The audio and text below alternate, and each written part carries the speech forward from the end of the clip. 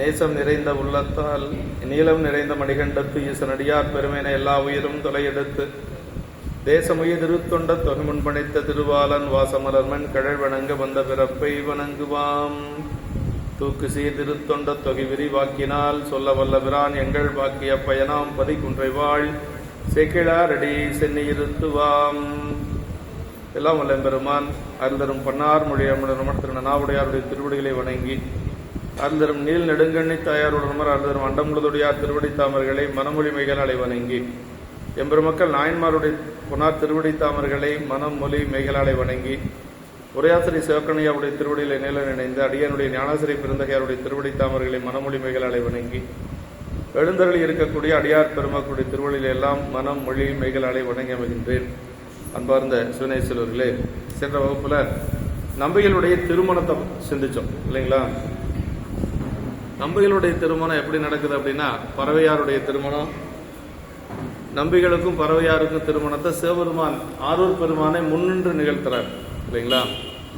ஆரூர் பெருமான் என்ன செஞ்சார்னா, முதல்ல நம்பிகளிடத்துல கனவுல சொல்லி, பறவையாரிடத்திலையும் கனவுல சொல்லி, அடியார் பெருமக்களிடத்திலையும் போய் கனவுல சொல்லி, நாளைக்கு காலையில நம்பி ஆரூரனுக்கும் பறவை நாச்சியாருக்கும் திருமணம் என்று சொல்லி இறைவனே சொல்ற. ஆமா, அந்த பாடல் தான் நமக்கு சென்ற வகுப்பு நாம சிந்திச்சோம். அம்மா ரொம்ப வருத்தப்படுறாங்க, பெருமானே உன்னிடத்துல அன்பில்லாதவங்க துன்பப்படுற மாதிரி நான் துன்பப்படுறேனே அப்படிங்கிறேன். அப்ப பெருமானிடத்துல அன்பு இல்லைன்னா நம்ம துன்பப்படணும். அந்த நம்பிகளை பார்த்து அந்த வருத்தத்தை எப்படி சொல்றாங்க அப்படின்னா, தேரும் கொடியும் விடையும் மருகில் திருவாரூரில் நீரேயல்லால் ஆரியன் துயரம் அறிவார் அடிகேல் அடியேன் அயரும்படியோ இதுதான் நீரும் பிறையும் பொறிவால் அறிவின் நிறையும் நிறைவன் தலையின் புடையை ஊரும் சடையீர் விடைமேல் வருவீர் உமது அன்பிலர் போல் யானோ உருவேன். உனக்கு உன்னிடத்தில் அன்பில்லாதவங்க தானே மனசு துன்பப்படணும். ஆனா அப்படி துன்பப்படணுங்கிறது அவசியம் இல்லை. ஆனா என்னுடைய துன்பத்தை நீங்க சீக்கிரமா நீக்கணும் அப்படின்னு சொல்லுகின்ற பொழுதுதான் பெருமான் வந்து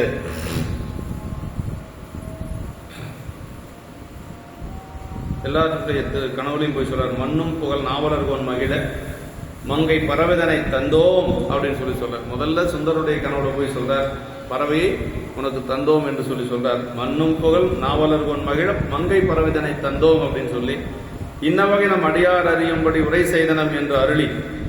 எப்பா நானே அடியார்கிட்ட சொல்லிட்டேன், நீங்க போய் எங்கேயும் யார்கிட்டையும் சொல்லணுங்கிற அவசியம் இல்லை, சாமியே சொல்லிட்டார் சுந்தர்கிட்ட. உங்கள்கிட்ட சொன்ன மாதிரியே அடியார்கிட்ட முதல்ல அடியார்கிட்ட சொல்லிட்டு தான் சுந்தரர்கிட்டே சொல்லியிருக்கிறார். அதுதான் இல்லைங்களா? சுந்தரர்கிட்ட சொல்றாரு, மண்ணும் புகழ் நாவர்கோன் மகிழ மங்கை பறவைதனை தந்தோம்னு. ஆனா அதுக்கு அடுத்தது உடனே என்ன சொல்றாரு, இன்ன வகை நம்ம அடியார் அறியும்படியே உரை செய்தனம் என்று அருளி. சுந்தரர்கிட்ட சொல்றதுக்கு முன்னாடியே அடியார்கிட்ட சொல்லிட்டாரு பாருங்க. திருவாரூர் அடியார்கள் அவ்வளவு சிறப்புடையவர்கள். அங்க திருவாரூர் போனா நம்ம முதல்ல அடியார்களை தான் வணங்கணும். அதனாலதான் நம்ம போன பொழுது தேவாசிரிய மண்டபத்தை வணங்கி அதற்கு பிறகு பூங்கோயிலுக்குள்ள போகணும். அதுதான் முறை, வழிபாடு செய்யக்கூடிய முறை. நீங்க 4 வாயில்ல எந்த வாயில போனாலும் சரி, கிழக்கு மேற்கு தெற்கு என்று சொல்லி எந்த வாயில போனாலும் சரி, வடக்கு எந்த வாயில போனாலும் சரி, முதல்ல எங்க வணங்கணும்னா தேவாசிரிய மண்டபத்தை தான் வணங்கணும்.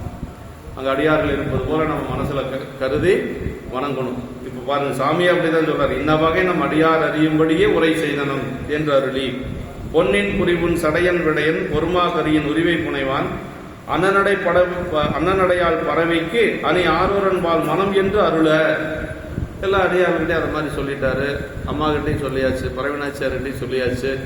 அப்புறம் இந்த திருமணம் எப்படி நடந்தது அப்படிங்கறத நம்ம சென்ற வகுப்புல சிந்திச்சோம். காமத்துயரில் கவல்வார் நெஞ்சில் கரையில் இருளும் கங்குள் கழிவோம் யாமத்து இருளும் உலர கதிரோன் எழு காலையில் வந்து அடியார் கூடி சேமத்துணையாம் அவர் பேரர்களை தொழுதே திரு நாவலர்கோன் மகிழ தாமக்குழலால் பறவை வதுவை தகு நீர்மையினால் நிகழச் செய்தார் அப்படின்னு. இதுதான் திருமணம். ஒரே பாட்டு, திருமணம் முடிஞ்சு போச்சு. நம்ம காமத்துயரில் கவல்வார் நெஞ்சில் கரையில் இருளும் கங்குள் கழிவோம் அப்படின்னார். அப்படியே ஒருவரை காதலித்து கைகூடி முற்று பெறாத துன்பத்தால் அவருக்கு 2 பேரும் தனித்தனியா வருந்தி இருக்கிறாங்க.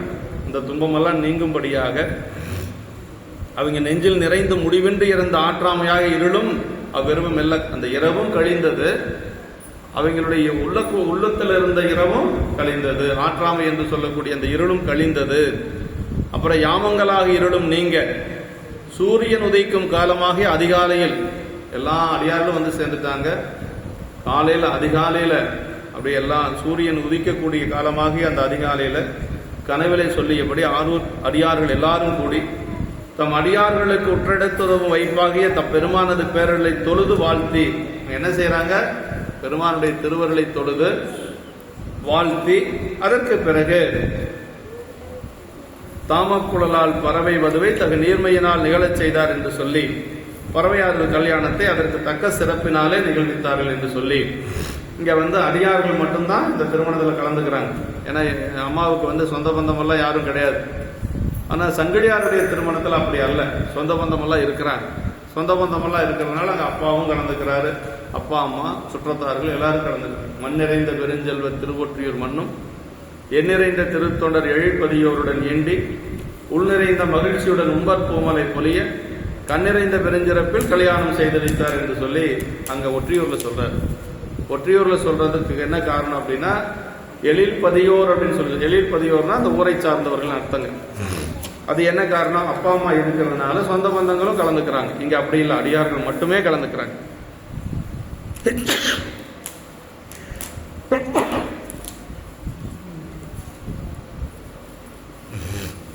இந்த திருமணத்தில் பெரிய சிறப்பே அதான் இதுவரைக்கும் சென்ற வகுப்புல பார்த்துருக்கிறோம். திருமண வாழ்க்கையை ஒரே பாட்டில் சொல்லி முடிக்கிறார். நம்பிகளுடைய திருமண வாழ்க்கையை ஒரே பாடல்ல சொல்லி முடிக்கிறார். தென்னாவலூர் மன்னன் தேவர்பிரான் திருவருளால் மின்னாரும் கொடிமருங்கும் பறவை எனும் மெல்லியல் தன் பொன்னாறு முலையோங்கள் புனர்கோடைய சார்பாக பன்னாலும் பயில் யோக பரம்பரையில் விரும்பினார் என்று சொல்லி திருமண வாழ்க்கை அவர் எப்படி கழித்தார் என்று சொன்னால் ஒரு யோக வாழ்க்கையாக கழித்தார். அப்படிங்கிற அவர் வந்து திருமண வாழ்க்கையை ஒரு யோக வாழ்க்கையாக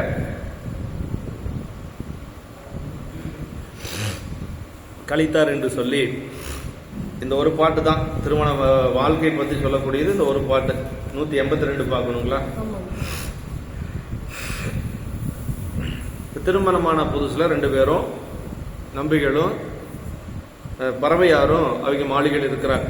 அப்படி இருக்கின்ற பொழுது என்ன செஞ்சார் அப்படின்னா பெருமானுடைய திருவடியை நெஞ்சில் வச்சிருக்கிறாங்க. அதான் ரொம்ப முக்கியங்க. 16 வயசு சுந்தரருக்கு இப்போ திருமணம் ஆயிடுச்சு. அந்த 16 வயசு சுந்தரர் எப்படி பெருமானுடைய திருவடியை சிந்தையில வச்சிருந்தார் அப்படிங்கிறத சொல்றார் இந்த பாட்டு.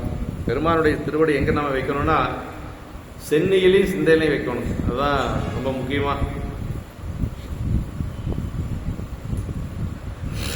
சென்னினா நம்ம தலை மேல இல்லைங்களா, அப்புறம் சிந்தையில வைக்கணும். நம்முடைய அப்பர் சாமிகள் காலத்தி திருத்தாண்டகத்தில் சொல்றார் பெருமான் திருவடி எங்கெங்கெல்லாம் இருக்கு அப்படிங்கறத சொல்றார். மனத்தகத்தான் சொல்ற தலைமேலான் வாக்கினுள்ளான் வாயார தன்னடியே பாடும் தொண்டர் இனத்தகத்தான், அப்புறம் இமயவர்தம் சிரத்தின் மேலான் ஏழண்டத்து அப்பாதான் இப்பால் செம்பொன் குணத்தகத்தான் நெருங்கொன்றை போதினுள்ளான் பொறுப்பிடையான் நெருப்பிடையான் காற்றினுள்ளான் கனத்தகத்தான் கையிலாயத்து உச்சியுள்ளான் காலத்தியான் அவன் என் கண்ணுலானே அப்படின்னு எங்கெங்கெல்லாம் சாமி இருக்கிறார்னு சொல்றாரு பாருங்க. ஏழண்டத்து அப்பாலான் அப்படின்னு 7 அன்னங்களுக்கு அப்பால் இருக்கக்கூடியவன் பெருமான். என்னுடைய மனத்திலே இருக்கக்கூடியவன், தலைமையில் இருக்கக்கூடியவன், வாயார பாடக்கூடிய தொண்டர்களுடைய இனத்தில் இருக்கக்கூடியவன் பெருமான். அப்படியெல்லாம் அந்த பாட்டில் சொல்வாருங்க. அதே மாதிரி மதுரை எம்பதி பதிகத்திலே சொல்ற வாயானை மனத்தானை மனத்துள் நின்ற கருத்தானை கருத்தறிந்து முடிப்பான் தன்னை தூயானை தூவெல்லை ஏற்றான் தன்னை சுடதுங்கள் சடையானை தொடர்ந்து நின்ற என் தாயானை தவமாய தன்மையானை தலையாய தேவாதி தேவர்க்கு என்றும் சேயானை தென்கூடத்திராலவாய் சிவனடியே சிந்திக்க பெற்றேன் நானே. இதை வச்சுதான் அப்பர் சாமிகளுக்கு ஆன்மார்த்தம் சொக்கநாதர் அப்படின்னு சொல்லி சொல்லுவாங்க. அப்பர் சாமிகளுடைய ஆன்மார்த்தம் சொக்கநாதர் அப்படின்னு சொல்லுவாங்க. ஏன்னா வாயானை மனத்தானை மனத்துருண்ட கருத்தானை கருத்தறிந்து முடிப்பான். யார் முடிப்பாங்க? நம்ம ஆளாக கொண்ட ஆன்மார்த்த பெருமான் தான் முடிப்பார். வாயானை, அப்புறம் மனத்தானை, மனத்துள் நின்ற கருத்தானை, அப்புறம் என்ன சொல்றார்? கருத்தறிந்து முடிப்பான் தன்னை தூயானை தூவெல்லை ஏற்றான் தன்னை சுடதுங்கள் சடையானை தொடர்ந்து நின்ற என் தாயானை தவமாய தன்மையானை தலையாய தேவாதி தேவர்க்கென்றும் சேயானை. தேவர்களுக்கெல்லாம் தலைவனாக இருக்கக்கூடிய பெருமான் சிவனடியே சிந்திக்க பெற்றேன் நானே என்று சொல்லி அந்த பதியத்தில் சொல்வார். இப்ப சுந்தரருக்கு 16 வயசு, பறவையாரோட திருமணம் முடிஞ்சிருச்சு. ஆனா திருமண வாழ்க்கை ஒரு பாட்டில் சொல்லி முடிச்சார் இல்லைங்களா. 2 பேரும் மகிழ்ச்சியாக இருந்தாங்க, அந்த திருமண வாழ்க்கை ஒரு யோக வாழ்க்கையை கழித்தார் அப்படின்னு சொல்லி முடிச்சிட்டார். இந்த பாட்டில் என்ன சொல்றாருன்னா, அப்படிப்பட்ட பெருமானுடைய அந்த திருவடியை சென்னியிலும் சிந்தையிலும் வச்சிருந்தான். அதுதான் ரொம்ப முக்கியம். பெருமானுடைய திருவடி எப்பொழுதும் எங்க இருக்கணும்? ஒன்று நமக்கு தலைக்கு மேலே இருக்கணும், இல்லைன்னா சிந்தையில் இருக்கணும். அதான் சொல்றார். தன்னை ஆளுடைய பிரான் சரணாரவிந்த மலர் சென்னையிலும் சிந்தையிலும் மலர்வித்து திருப்பதிகம் பண்ணுதமிழ் தொடைமாலை பரசாத்தி பறவை எனும் மின்னிடையாளுடன் கூடி விளையாடி செல்கின்றார். திருமண வாழ்க்கையும் மகிழ்ச்சியாக கழிக்கிறார். அதே மாதிரி இறைவனுடைய வழிபாடு அப்படிங்கிறது கொஞ்சம் கூட அவரு விடலை. அதுதான் ரொம்ப முக்கியங்க. பெருமானுடைய திருவடி எப்பொழுதும் சுந்தரருக்கு அவர் தலைமையில் இருக்கு. அவர் பாட்டுக்கு சித்தவட மடத்தில் படுத்திருந்தவர் மேல சாமி கொண்டு திருவடி வச்சார் இல்லைங்களா. பொந்தாரான் திருமுடி மேல் பதும மலர்த்தால் வைத்து பள்ளி கொள்வார் போல் பயின்றார் அப்படின்னு அப்பர் சாமிகளுடைய திருவடியை வணங்கி அப்பர் சாமிகளை ஆட்கொண்ட பதி, அப்பர் சாமிகள் தன்னுடைய திருக்கரங்களாலே உலவாரப்பணி செய்த பதி அதிகை. அந்த திருவதிக்குள்ள நான் காலால மிதிக்க மாட்டேன் என்று சொல்லி சித்தவட மடத்தில் படுத்திருக்கிறார். திருவதிக்கு அதுக்கு ஒரு 4 கிலோமீட்டர். இவர் அங்க போகல, ஆனா சாமி இங்க வந்துட்டார். சாமி இங்க வந்து என்ன பண்ணாரு? அவர் படுத்திருக்கிறாரு, சுந்தரர் பரிசனங்களோட படுத்திருக்கிறாரு, தொண்டர்கள் எல்லாம் கூட இருக்கிறாங்க. யாருக்கும் தெரியாம சாமி என்ன பண்ணாராம், அப்படியே வந்து காலை தூக்கி தலைமையில வச்சு படுக்கிறார். அதான் சொல்ற, பூந்தாரான் திருமுடி மேல் பதும மலர்த்தால் வைத்தனர். பதும மலர்த்தால்னா அப்படி தாமரை போன்ற திருவடி. பெருமானுடைய திருவடி எப்படி இருக்கும்? பதுமன்னா தாமரை. அப்படி பதும மலர்த்தால் வைத்து பள்ளி கொள்வார் போல் பயின்றார் அப்படின்னா அவர் திருவடியவே நினைச்சிட்டு படுத்திருக்காரு. இப்போ எப்படி என்ன மனசுல என்ன நினைச்சிட்டு இருக்கிறாருன்னா, சுந்தரரை போய் பார்க்க, இந்த அதிகை பெருமானை போய் பார்க்க முடியலையே, அவர் திருவடி பார்க்க முடியலையேன்னு மனசுல அப்படியே நினைச்சிட்டு இருக்கிறார். அந்த திருவடி தானே வருது. அப்புறம் மீண்டும் வந்து இவர் கேட்கிறார், அருமறையோ, இவருக்கு வந்தது சாமியும் தெரியாது இல்லையா, ஒரு வயசான சிவாச்சாரியர் கோலத்துல தானே வராரு. அருமறையோ உன்னடி என் சென்னியில் வைத்தன என்ன அப்படின்னு சொல்லி கேட்கிற பொழுதுதான் சாமி சொல்றாரு, திசையறியா வகை செய்தது என்னுடைய மூப்புக்கான் அப்படின்னு. மூப்பு வயசாகி போச்சுப்பா, எனக்கு எந்த திசையில காலை வைக்கிறதுன்னு தெரியல அப்படின்னு சொல்லி சொன்னார். சரி, வேற ஒரு இடத்துல போய் படுத்தார், கொஞ்சம் தூரம் தள்ளி.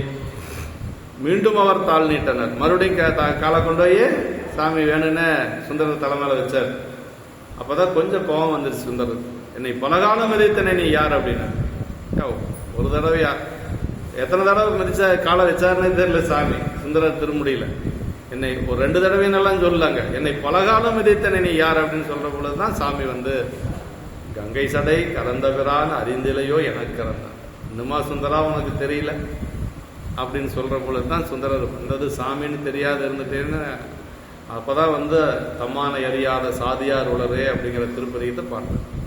எல்லா ஜாதியும் இருக்குது, இந்த இறைவனை கூட தெரிய முடியாத ஒரு ஜாதி இருக்குதுன்னு அது நான் தான் என்று சொல்லி இறங்கி பாடிய திருப்பதிகம் தான் அந்த தம்மானை அறியாத சாதியார் உளரே என்று சொல்லக்கூடிய திருப்பதிகம். இப்ப அப்பவே அப்படி பெருமான் திருவடி கொடுத்தது அவருக்கு என்ன மறக்குமா என்ன? அந்த திருவடி அன்னைக்கு வச்ச திருவடிய இப்ப கல்யாணம் ஆனதுக்கு பிறகும் கூட அந்த திருவடி தலைமையிலேயே நினைச்சிட்டு இருக்கிறாரு, அது போக நெஞ்சிலையும் வச்சுட்டு இருக்கிறாரு. அதான் ரொம்ப முக்கியங்க. அப்பர் சாமிகள் அழுது புலம்பி திருவடி கிடைச்சது, கடைசியா நல்லூர்ல கிடைச்சது. அப்பர் சாமி ஆட்கொண்டதிலிருந்து திருவடி கேட்கிறார். அந்த திருவதியில் ஆட்கொண்டார் இல்லையா, திருவதியில் ஆட்கொண்ட பொழுதே திருவடி கேட்கிறார். கூற்றாயினவாறு விளக்குகளில் கொடுமை பல செய்தன நானறியேன், ஏற்றாய் அடிக்கே இரவும் பகலும் பிரியாது வணங்குவன் எப்பொழுது. அந்த பதியத்தில் சொல்றாரு இல்ல, ஏற்றாய் அடிக்கே இரவும் பகலும் பிரியாது வணங்குவன் எப்பொழுது. அப்ப கேட்டவரு அப்புறம் என்ன சொல்றாருங்க, உழுவாய் பிறைக்கினும் புண்ணியா உன்னடி என் மனத்தை வலுவாதிருக்க வரந்தர வேண்டும் வையகத்தினாரு. அப்புறம் மறுபடியும் எங்க கேட்டார்னா, இதுல திருசக்தி முற்றத்துல கேட்டார். திருசக்தி முற்றத்துல கேட்கிற பொழுதுதான் சாமி என்ன சொன்னார் அப்படின்னா, வாவா நல்லூர் அப்படி 2 தடவை வாவான்னு சொன்னார். பெரிய புராணத்தில் இருக்கு, வாவா நல்லூர் அப்படின்னு சொல்லி சொன்னார். அப்பதான் நல்லூருக்கு போன பொழுது பெருமான் திருவடி கொடுத்தார். நன்மை பெருகருளியே வந்தணைந்து நல்லூரில் மண்ணு திருத்தொண்டனார் வணங்கி மகிழ்ந்து எழும் பொழுதில் உன்னுடைய நினைப்பதனை முடிக்கின்றோம் என்று அவர்தான் சென்னி மிசை பாதமலர் சூட்டினான் சிவபெருமான் அப்படின்னு. அருமையான இடம். என்ன சொல்றாருங்க, பலகாலம் அவர் அப்படியே பெருமானுடைய திருவடியை நினைந்து உருகி அதற்கு பிறகுதான் அப்பர் சாமிகளுக்கு திருவடியே கிடைக்குதுங்க. இவர் பாட்டுக்கு படுத்துட்டு இருக்கிறாரு, சாமி வழியை கொண்டு வந்து திருவடி வைக்கிறாருன்னா அப்ப இவர் எவ்வளவு பெருமானுக்கு இவர் மேல எவ்வளவு அன்பு இருந்திருக்கணும்னு பாருங்களேன். நமக்கு என்ன வேணும்? பெருமான் திருவடி கிடைச்சாச்சுன்னா வேற ஒன்றும் வேண்டியது இல்லை இல்லைங்களா? அப்பர் சாமிகள் அவ்வளவு வயசானவர், அவருக்கு நல்லூர்ல கிடைச்சது. அப்புறம் சொல்ல நினைந்திருக்கும் அடியாரின் ஐயா வைத்தார், நில்லாமை தீவனைகள் நீங்க வைத்தார், சிறந்திருக்கு கலைத்துருவி போர் வைத்தார், செலுமதியின் தளிர் வைத்தார் சிறந்துவான். அந்த பதிக்கு அங்கதான் பாடுறார் இல்லைங்களா? அது நல்லூர்ல அவருக்கு கிடைச்சது. இப்ப அந்த திருவடிய நம்பிகள் அப்படியே வச்சுட்டு இருக்கிறார், தலை மேலையும் வச்சுட்டு இருக்கிறார், நெஞ்சுக்குள்ளையும் வச்சுட்டு இருக்கார். பெருமான் திருவடி நம்ம எங்க வைக்கணுங்கிறது இதான் சொல்றாரு. ஒண்ணு தலை மேல வைக்கணும், இல்லைன்னா நெஞ்சுக்குள்ள வைக்கணும். அதான் சொல்றாரு, தன்னை ஆளுடைய பிரான் சரணார விந்தமலர் நாவலூர் மன்னன் தம்மை ஆளாக உடைய சிவபெருமானது தாமரைகளை தலைக்கு அணியாக மேல் சூட்டியும், முதல்ல தலை மேல வச்சிருக்கிறார். மனத்தினுள் நினைத்தும் சென்னையிலும் சிந்தையிலும் மலர்வித்து அப்படின்னார். மனத்திலும் நினைத்தும் அப்படிங்கிறார். அப்புறம் திருப்பதிகமாகிய தமிழ் சொற்றொடை மாலைகள் பலவற்றை அருளியும் பறவை எனும் தேவியாருடன் கூடி விளையாடி வருவாராயினார். பறவை நாய்ச்சியாரோட மகிழ்ச்சியா அங்க இருக்கிறார் அப்படின்னு சொல்றார். மலர் சென்னையிலும் சிந்தையிலும் மலர்வித்துனார். மலரை சென்னையில் சூட்டுதலும் மனத்தில் மலரச் செய்தலுமாம் என்று சொல்லி சென்னையில் சூட்டுதல், சென்னையில் வைத்து சிந்தித்தல், சேவடி கண்ணம் சென்னி மண்ணி திகழுமே. திருவாசகத்துல சென்னிப்பத்துனே இருக்குது இல்லைங்களா? சென்னிப்பத்துல என்னன்னா பெருமான் திருவடிய தலை மேல வைத்து வழிபாடு செய்வதா சென்னிப்பத்து. சென்னினா தலைங்க, ஆமா, சிரம் அப்படின்னு சொல்லுவோம் இல்லையா, சென்னி. சிரசி சம் சிந்தியா அப்படின்னு சொல்லி ஆகமங்கள்ல கூட சொல்லப்பட்டது. சிந்தையில் மலர்வித்தலாவது மனத்திலே முழுதும் மலர்ந்து பயன் தருமாறு செய்தல். அதாவது சிந்தையில் மலர்த்துதல் அப்படிங்கிறது என்னன்னா மனதிலே முழுவதும் மலர்ந்து பயன் தருமாறு செய்தல். இவ்வாறு ஈரிடத்து மலர்வித்தல் ஒரு செயல். அதன் பயனாக அவ்வாறு சிந்தித்ததனாலே திருப்பதிகமாகிய பண்ணு தமிழ் தொடைமாலை பலவும் போந்தன. அப்படி பெருமானுடைய திருப்படி சிந்திச்சதுனால என்னாச்சு அப்படின்னா அவர் பாட்டுக்கு அப்படியே பதிகங்கள் பாடிக்கொண்டே இருக்கிறார். இந்த இடத்துல பாடின பதிகம் எல்லாம் நமக்கு கிடைக்கல. இப்ப பாடின கிடைக்கல.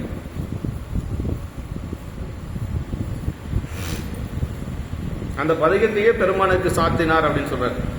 புண்டரீக மலர்தால சிரத்தேவாலும் பொற்பாதம் எப்போதும் போற்றல் செய்வாம் என்று சொல்லி சித்தியார்ல சிவஞான சித்தியார்ல சொல்லப்பட்டது. புண்டரீக மலர்தால சிரத்தேவாலும் பொற்பாதம் எப்போதும் போற்றல் செய்வாம் என்று சொல்லி சொல்றார்.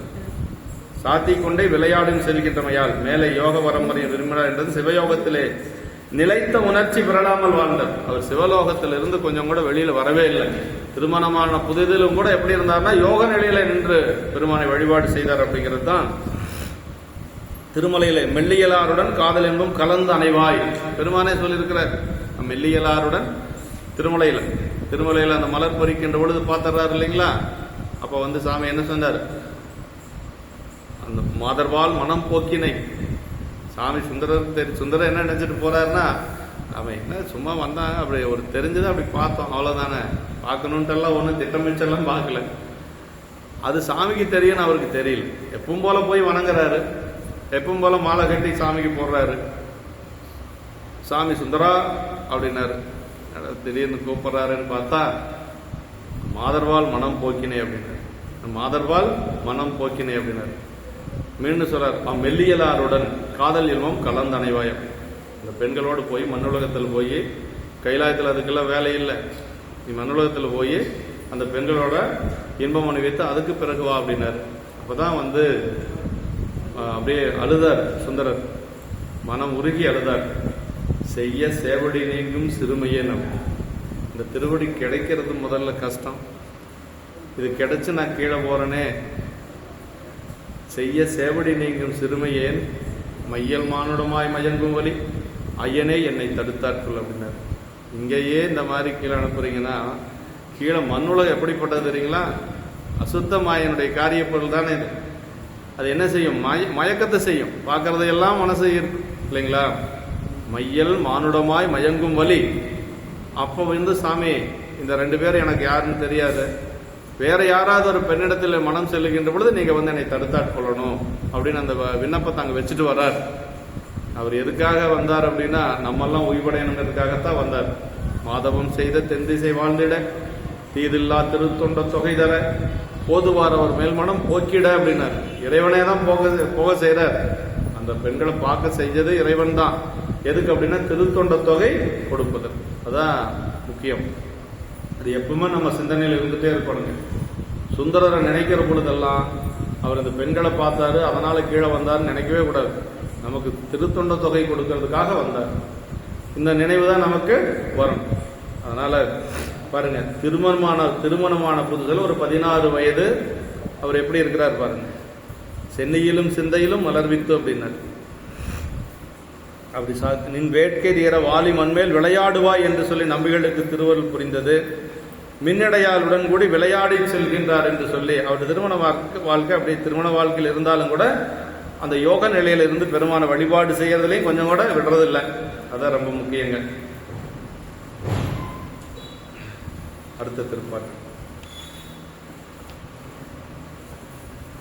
மாதுடன் கூட வைகி மாளிகை மலரும் சோலை போதலர் வாவி மாடு செய்குன்றின் புடையோர் தெற்றி சீதலர் தரளப்பந்தர் செழுந்தவிசு இழிந்து தங்கள் நாதற்பூம் கோயில் நன்னி கும்பிடும் விருப்பால் நம்பி.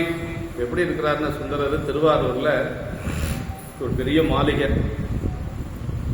அந்த மாளிகையில வந்துங்க சோலைகள் எல்லாம் இருக்கு. நிறைய மலர் சோலைகள், அப்புறம் நிறைய நீர்ப்பூக்கள், இப்படி எல்லாம் குளங்கள் எல்லாம் பக்கத்தில் இருக்கு. அந்த மாதிரி ஒரு இடத்துல அவர் இருக்கிறார். அவர் இருந்த இடம் நாம போனோம் இல்லைங்களா, அதுதான் மறைவனாச்சாருடைய வீடு தான் அது.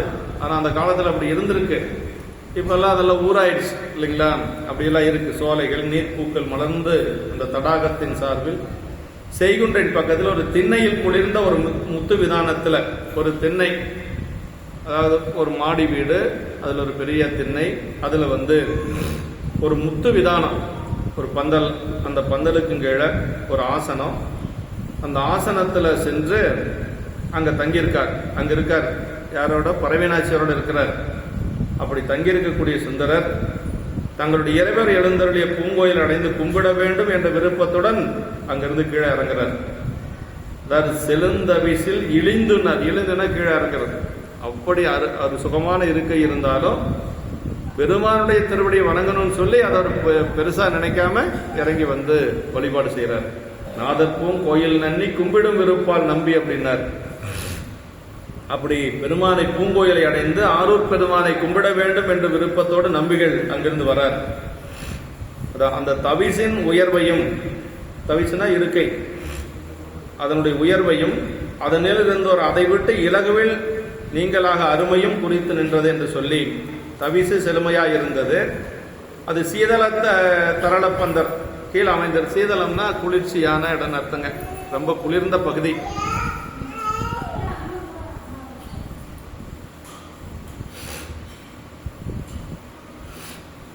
அது ஒரு தெற்றியில் அமைக்கப்பட்டது. தெற்றி ஒரு செய்குன்றின் கூட இருந்தது. செய்குன்று மாவியின் மாடு எல்லாம் ஒரு சோலை. அந்த சோலைக்கு பக்கத்தால் ஒரு பெரிய ஒரு குளம். அந்த குளத்துக்கு பக்கத்தில் வீடு. அந்த வீட்டில் ஒரு பெரிய மாளிகை, ஒரு பெரிய மாளிகை வீடுன்னு கூட சொல்ல முடியாது. அதில் ஒரு சுகமான ஒரு இருக்கை. அப்படியெல்லாம் இருக்கிறார். சோலைதானும் மாளிகை மருங்கு நின்றது என்று சொல்றார். இப்படியெல்லாம் இருக்கு. எந்த மகனும் விட்டு நீங்களாகாத உலகின்ப பொருள்களாகிய அந்த சோலை, வாவி, செய்குன்று, தவிசு இவைகளின் இடையேயும் பூங்கோயில் சென்று கும்பிடும் விருப்பமே நம்பிகளுக்கு மிக்கிழந்தது. அதான் ரொம்ப முக்கியம். அதுல எல்லாம் அவர் ரொம்ப மயங்கி இருக்கல. அப்படியெல்லாம் இருந்தாலும் கூட அவர் எப்படி அவரோட மனசு எப்படி இருந்தது அப்படின்னா, கோயில்ல சென்று பூங்கோயில் பெருமானை வழிபாடு செய்யணும் அப்படிங்கிறதுல தான் அந்த மனசு இருந்திருக்கு. அதான் பிரான் சரணார விந்தமலர் சிந்தையிலும் சென்னையிலும் மலர்வித்து என்று சொல்லி போன பாட்டில் திருவும் மெய்ப்பொருளும் செல்வமும் எனக்கு உன் சீருடை கள்ளர்கள் என்று எண்ணினார். பெருமான் சுந்தரமூர்த்தி சாமிகள் முல்லைவாயில் தக்கேசி பண்ணல திருமுல்லைவாயில் பதிகத்தில் பாடுறார். என்ன சொல்றாருன்னா, திருவும் மெய்ப்பொருளும் செல்வமும் எனக்கு உன் சீருடை கள்ளர்கள் என்று எண்ணி அப்படின்னார். எல்லாமே சுந்தரருக்கு என்னன்னா பெருமானுடைய திருவடி தான். ஒருவரை மதியாத ஒரு ஆமைகள் செய்து முடியும் உரைப்பனாய் திருவேன் என்று சொல்லி தக்கேசி பண்ணல திருமுல்லைவாயில் பதிகத்தில் பாடுறாருங்க. சோலை, வாவி முதலிய பல விசேடனை அடுக்க தவிசனது பிணைக்கும் தன்மையின் வன்மையை காட்டி நின்றது என்று சொல்லி அது கும்பிடும் விருப்பினை விட இழிந்ததாக நம்பிகள் கருதினார் என்பது குறிப்பு. செழுந்தவிசில் இருந்த போதே நம்பிகளது மனம் அதில் பற்றாது கும்பிடும் விருப்பம் மேலிட்டு இருந்தது. அப்படின்னு சொல்லி சொல்றார். அப்போ எந்த சூழ்நிலையில் இருந்தாலும் பெருமானுடைய திருவடி தான் அவர் மனசில் இருந்தது. அதனால தான் 18 வயசுல அவர் வந்து வெறுத்தேன் மனை வாழ்க்கை விட்டொழிந்தேன்னு பாடம் முடிஞ்சது அவரால் எங்க அஞ்சை களத்தில் இல்லைங்களா. அதற்கு பிறகுதான் பெருமான் வந்து இனிமேல் சுந்தரருக்கு மண்ணுலகத்தில் வேலை இல்லை அப்படின்னு சொல்லி வெள்ளை யானை அனுப்பி தேவர்களை எல்லாம் அழைத்து அவனை மேலே ஏற்றி கொண்டு வாருங்கள் என்று சொல்லி சொன்னது. சுந்தரருடைய அதாவது ஏதோ ஒரு காரணத்தின் காரணமாக ஒரு காரண காரியத்தோட இந்த மண்ணுலகத்துக்கு வர்றார்.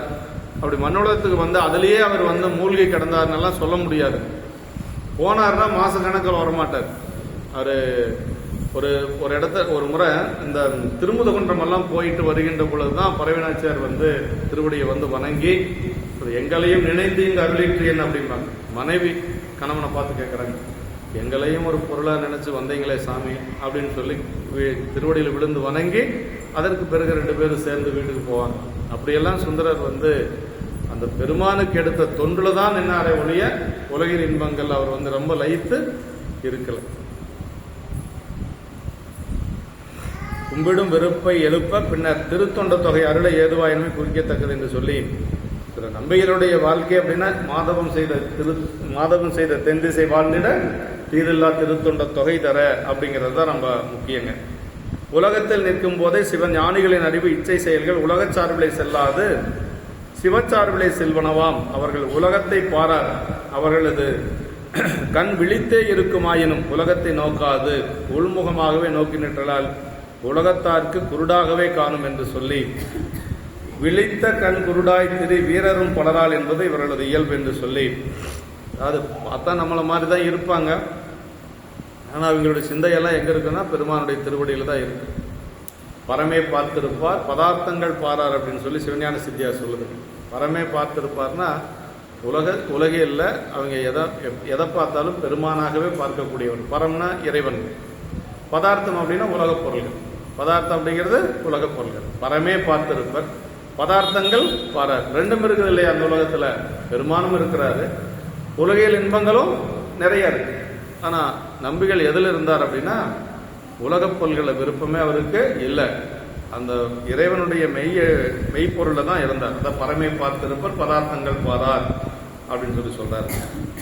உயிர்களுக்கு உடம்புகள் அவ்வவற்றின் கர்மத்திற்கு ஈடாய் வரும், அவ்வுடம்புகளே மேலும் கர்மத்திற்கு காரணமாயும் இருக்கும். ஆனால் சிவன் ஞானிகளுக்கோ பிராரத்த வினையை தொலைப்பதன் பொருட்டு மட்டுமே செயல் செய்ய காரணமாக இருக்கும். அது நமக்கும் உடம்பு இருக்கு, சிவன் ஞானிகளுக்கும் உடம்பு இருக்கு. நமக்கு வந்து வினையின் காரணமாக இந்த உடம்பு இருக்கும். வினை செய்ய செய்ய உடம்பு இருந்துகிட்டே இருக்கும்.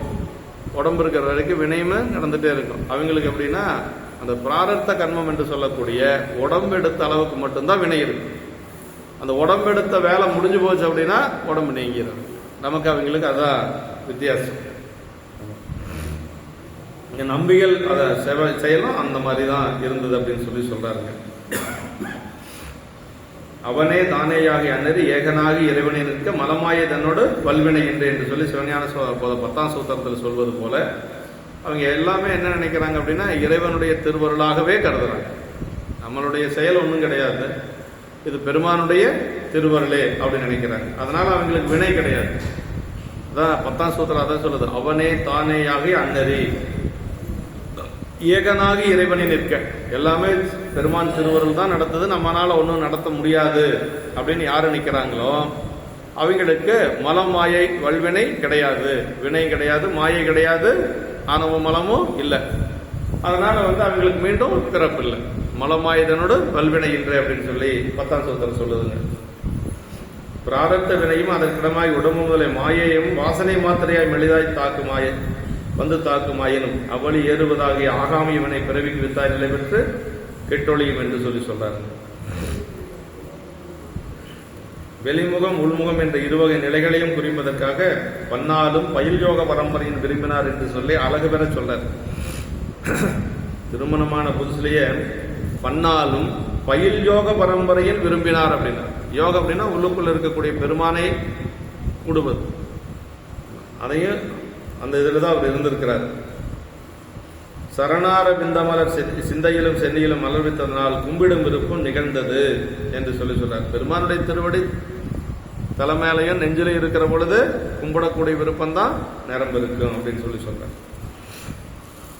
ஏன் இவ்வளவு தூரம் சொல்றாரு அப்படின்னா, நிறைய பேர் என்ன சொல்லிடுறாங்க அப்படின்னா, உலகில சும்மா அந்த பட்டிமன்றம் பேசுறவங்க சொற்பொழிவாளர்கள் எல்லாம் சுந்தரர் அந்த 2 பெண்களை மேலே பார்த்துட்டாரு, அந்த 2 பெண்களை திருமணம் செய்யறதுக்காக தான் கீழே வந்தாரு அப்படியெல்லாம் சொல்லிட்டு இருக்கிறாங்க.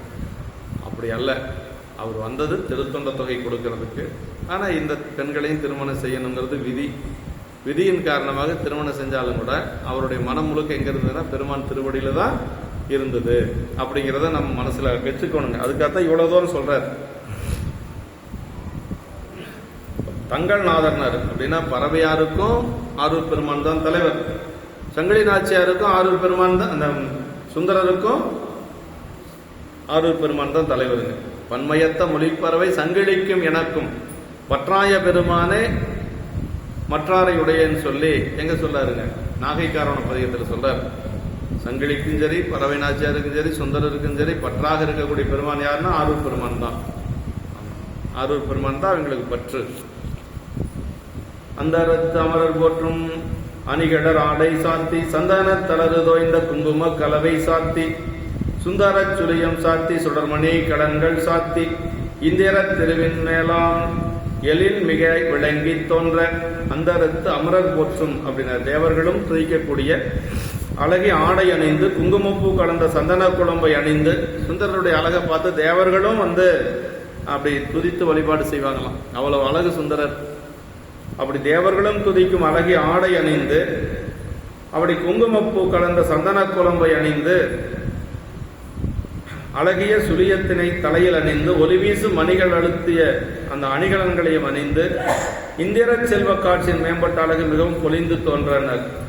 ஏற்கனவே சுந்தரரை பார்க்கறதுக்கு எண்ணில்லாத கண்கள் வேண்டும்னாரு இல்லைங்களா, கருத்தார் புராணத்துல ஆரம்பத்துல வரும் இல்லைங்களா. அந்த வெண்ணைநல்லூர்ல தடுத்தாற் கொண்ட பொழுது சொல்வார், கண்கள் எண்ணில்லாதன வேண்டும் காலையை காண என்பார். பெண்களில் உயர நோற்றால் சடங்கவி பேதை என்பார். மண்களி கூற வந்த மனம் கண்டு வாழ்ந்தோம் என்பார். பண்களில் இனிய கீதம் பாடுவார் ஆடுவார். அப்படி குதிரை மேல வர்றாரு மாப்பிள்ள. குதிரை மேல வர்ற பொழுது நின்று போன கல்யாணத்தை தான் அவ்வளவுதான் சொன்னார். இதைத்தான் அதிகமா சொல்லவே இல்லையே. நின்று போன கல்யாணத்தை தானே 20-30 பாட்டு சொன்னார். அப்ப அப்படியே அவர் குதிரை மேல யோக புறவின்னு சொல்வார் சேக்கிழ பெருமான். அந்த மணமகளுடைய அந்த பொண்ணு பிள்ளையோட தோழி எல்லாம் பேசிக்கிறாங்களாம். கண்கள் எண்ணில்லாதன வேண்டும் காலையை காண. இவனை பார்க்கறதுக்கு 2 கண் பத்தாது, நிறைய 1000 கண்ணு வேணும். இவனோட அழகை பார்க்கறதுக்கு இந்த 2 கண்ணெல்லாம் பத்தாதுன்னு பேசிக்கிறாங்களாம். அப்புறம் சொல்லிட்டு இருக்கிறாங்களா, நம்ம எல்லாத்தர விட யார் புண்ணியம் செஞ்சவனா சடங்கவினுடைய புள்ளதான் புண்ணியம் பேர் குறிப்பிடுறது இல்லை. ஏன்னா பேர் சொன்னா அந்த பேர் ரொம்ப விளங்கிருன்னு சொல்லி அதை சொல்றதே இல்லை. சடங்கவி சிவாச்சாரியருடைய மகள் தான் புண்ணியம் செஞ்சிருக்கிறா அப்படின்னு சொல்லி எல்லாரும் பண்ணோட பாடி ஆடிக்கொண்டு இருந்தாங்களாம். அப்போ இவர் குதிரையில போயிட்டு இருந்தாரா. அப்புறம் இந்த குதிரை என்ன செஞ்சுச்சான், எல்லாம் குதிச்சு தானே குதிரை போகும், தாண்டி போகும். அந்த பெண்கள் பகுதிக்கு போனோன்னு நடந்து போச்சான். சேக்கிழார் பெருமான் சொல்லாரு, தாண்டிய பரியும் நம்பால் தகுதியில் நடந்தது என்பார் அப்படின்னாரு. அவருடைய அழகு, சுந்தருடைய அழகு எல்லாரும் பார்க்கணும்னு சொல்லி அது வரைக்கும் வேகமா குதிச்சு வந்த குதிரை அந்த இடத்துல மெதுவா போச்சான். எல்லாரும் பார்த்து ரசிக்கிட்டு அப்படின்னு. திருமணம் ஆயிடுச்சுன்னா ஒரு ஆண் மகனை பெண்கள் பார்க்க கூடாது இல்லைங்களா. நம்மளுடைய இலக்கணம் அப்படிதானே சொல்லுது. அது பெண்கள் கல்யாணத்துக்கு முன்னாடி எல்லாரும் பார்க்கலாம். அதனால சொல்லார், தாண்டிய பரியும் நம்பால் தகுதியில் நடந்தது என்றார் அப்படிங்கிற அந்த இடத்துல. குதிச்சு போன குதிரை மெதுவா போச்சா எல்லாரும் பார்க்கறதுக்காக. சூரியன் பார்த்தானா, என்னடா அது இவ்வளவு அழகான ஒருத்தர் இதுவரைக்கும் நம்ம பார்த்ததே இல்லையே. அதனால சூரியன் என்ன பண்ணானா, ஒரு காமுற்ற மனதை உள்ளவனை போல வேகமா வந்தானா. திருமண கோலத்தை மட்டும் பார்த்துட்டு போயிட்டானா. திருமணம் நடக்க போறது இல்லை. அதனால திருமண தேமரு தொடையல் மார்பன் திருமண கோலம் காண காமுறு மனத்தான் போல கதிரவனுதயம் செய்தான் அப்படின்னா. திருமணத்தை பார்க்க முடியாது, நடக்க போறது இல்லை. தடுத்த திருமணம் தானே அது. காமுறு மனத்தான் போல கதிரவனுதயம் செய்தான். அப்படி வேகமா சூரியன் வந்தானா. எப்பவும் வரதை விட கொஞ்சம் வேகமா புதுசு வந்தானா. தடுத்தாற் கொண்ட புராணத்தை கேட்கறது, சொல்றது, படிக்கிறது புண்ணியங்க. உய்வு அப்படிங்கிறார். ஒரு மன திறத்தின் அங்கு நிகழ்ந்தது மொழிவேன் உய்ந்தேன் அப்படின்னு. அது சொல்றதுக்கு உய்வு வரும், கேட்கறவங்களுக்கும் உய்வு கிடைக்கும். தடுத்தாற் கொண்ட புராணம் தான் ரொம்ப ரொம்ப முக்கியங்க. இப்போ தடுத்தாற் கொண்ட புராணம் தான் நம்ம போயிட்டு இருக்கிறோம். நிறைவு பகுதிக்கு போயிட்டு இருக்கிறோம். அந்தரத்து அமரர் போற்றது. தேவர்களும் துதிக்கும் அழகிய ஆடை அணிந்து குங்குமப்பூ கலந்த சந்தன குழம்பை அணிந்து அழகிய சுழியத்தினை தலையில் அணிந்து ஒளிவீசும் மணிகள் எடுத்திய அணிகலன்களையும் அணிந்து இந்திர செல்வ காட்சியின் மேம்பட்ட அழகு. இந்திரனை விட அழகா இருக்கிறார், இந்த இந்திர கோலத்தோட இருக்கிறார் நம்பி. இந்திர திருவின் கோலம் அப்படின்றார். ஆடையும் கலவையும் இதெல்லாம் அந்த காலத்திலேயே இந்த வாசனை திரவியங்கள் எல்லாம் கலந்து தெளிச்சிருக்கிறாங்க அவருக்கு. இந்திரன் வெள்ளை யானையில இவங்க எல்லாம் கூட்டிட்டு போறாங்க இல்லையா, இந்திரன் திருமால் பிரமா எல்லாரும் வெள்ளை யானை மேல ஏத்தி அழைச்சிட்டு போவாங்க. இந்திரன் மால் பிரமன் எழிலார் மிகு தேவர் எல்லாம் வந்தெதிர்கொள்ள என்னை மற்ற யானை அருள் புரிந்து மந்திர மாமுனிவர் இவன் யாரென எம்பெருமான் நந்தமருவன் தான் நொடித்தான்மலை உத்தமனேன்னு சொல்லி கடைசியா தானனை பதிகத்துல பாடுறாரு இல்லைங்களா. அது மாதிரி இந்திரன் தேவர்கள் எல்லாரும் இவரை வணங்குவாங்க அப்படின்னு சொல்லி சொல்றாரு. வெள்ளையானையுடன் நம்பிகளை எதிர்கொண்டு வணங்கி திருக்கோயிலுக்கு அழைத்து சென்றார் என்றும் பின்னர் காண்போம் என்று சொல்லி சொல்றாரு. நம்பிகள் மன்னவர் திருவும் தங்கள் வைதிக திருவும் பொங்கானர். குழந்தையா இருக்கிற பொழுது மன்னவர் திரு என்று சொல்லக்கூடிய ஒரு இளவரசருக்கு உண்டான அம்சர் அவர்கிட்ட இருக்கு. இளவரசருக்கு உண்டான மாலைகள், பட்டாடைகள், இந்த மாதிரி எல்லாம் அணிகலன்கள் எல்லாம் அணிந்திருப்பார் சுந்தரர். ஏன்னா நரசிங்க முனைய நாயனாருடைய வளர்ப்பு மகன், அவர் அரசனுடைய வளர்ப்பு மகன். அப்புறம் ஒரு சிவாச்சாரியாருடைய மகன். அதுக்கு தகுந்த மாதிரி பூநூல் இருக்கும், திருநீர் இருக்கும், உருத்தராக்கம் இருக்கும், அதுவும் இருக்கும். இப்ப 2 திருவும் ஆருக்கு இருக்குன்னா சுந்தரர்கிட்ட தான் இருக்கு. 2 திருவும் இருக்கு. இப்போ நம்முடைய ஞானசம்பந்த பெருமானோ அல்லது நாவுக்கரசு பெருமானோ அவங்கெல்லாம் திருநீற்று கோலத்தோட இருந்தாங்களே ஒழிய இந்த மாதிரி பட்டாடைகள் அணிகலன்கள் எல்லாம் அணிந்தாங்க அப்படிங்கிறதுக்கான சான்றுகள் எதுவும் இல்லை. அப்படி எல்லாம் இல்லை. ஆனா இவர் 2ம் இருக்கு.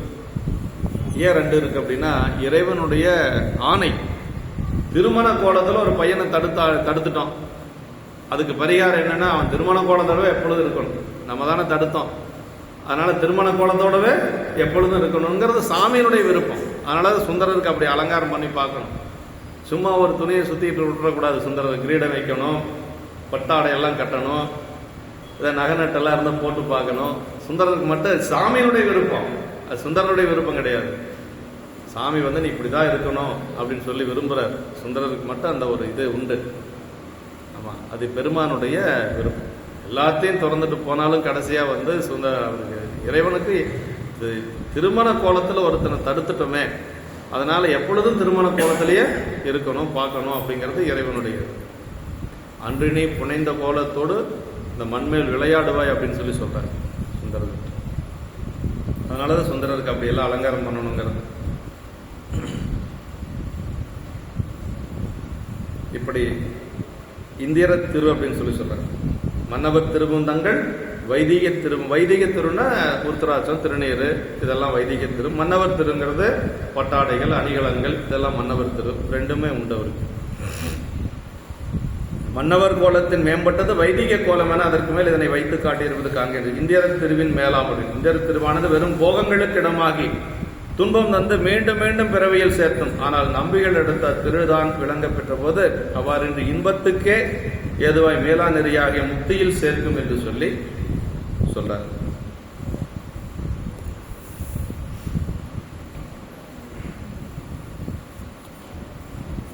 மாதவ சிவஞான முனிவர் நல்லா சொல்வார் காஞ்சி புராணத்தில். ஒரு மனத்தை தடுத்தருளி வல்வளைக்கிட்டு ஆட்கொண்ட ஓனை கொண்டு இருமணத்தை கொண்டருளி பணிகொண்ட வல்லாளன் அப்படின்னா, யார் ஒருத்தர் முதல்ல ஒரு திருமணத்தை தடுத்தாங்களோ அவங்கள வச்சு 2 கல்யாணத்தை பண்ணுனா ஒரு கெட்டிக்காரர் யாருன்னா சுந்தரதான். வல்லாளன் அப்படின்னா ரொம்ப கெட்டிக்காரன் அர்த்தம். திருமணத்தை தடுத்தது சாமி தானே. அதே சாமி வச்சு என்ன பண்ணாரு, 2 கல்யாணத்தையும் பண்ணார். 2 கல்யாணத்தையும் பண்ணினதோட விட்டாரன்னா மனைவி கிட்ட ஊடல் 2 பேருக்கு கருத்து ஊடல் ஊடல் தீர்ப்பதற்கு தூதும் அனுப்புனார். அதனால சுந்தரர் மாதிரி கெட்டிக்காரர் யாரும் இல்லை அப்படின்னு அவர் சிவஞான முனிவர் சொல்றார் காஞ்சி புராணத்தில்.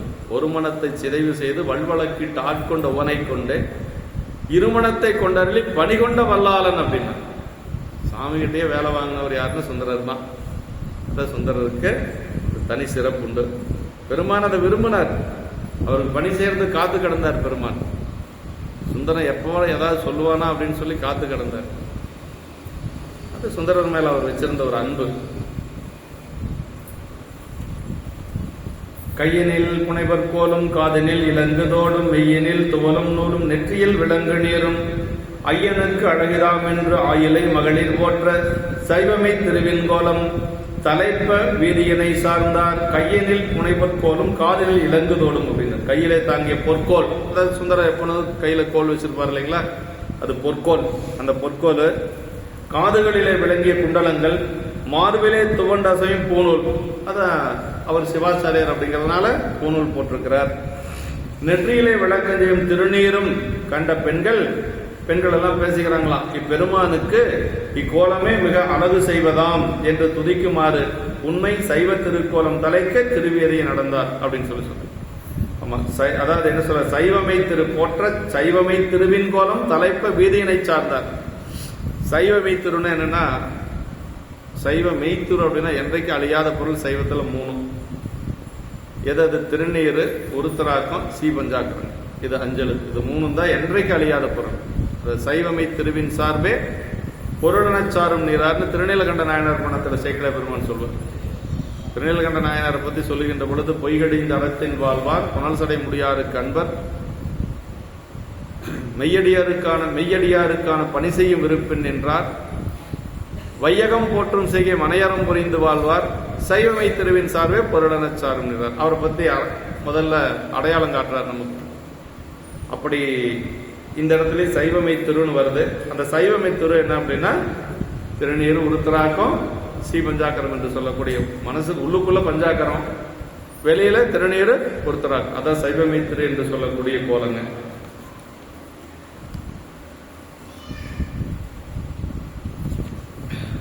சைவமை திருவின் கோலம் என்று சொல்லி, இதுவே மெய்கோலமாதலில் ஏன இந்திர திருமுதல் எல்லாம் பொய் என்று குறித்தபடி இதான் அழகுடையது என்று சொல்லி சொன்னார்.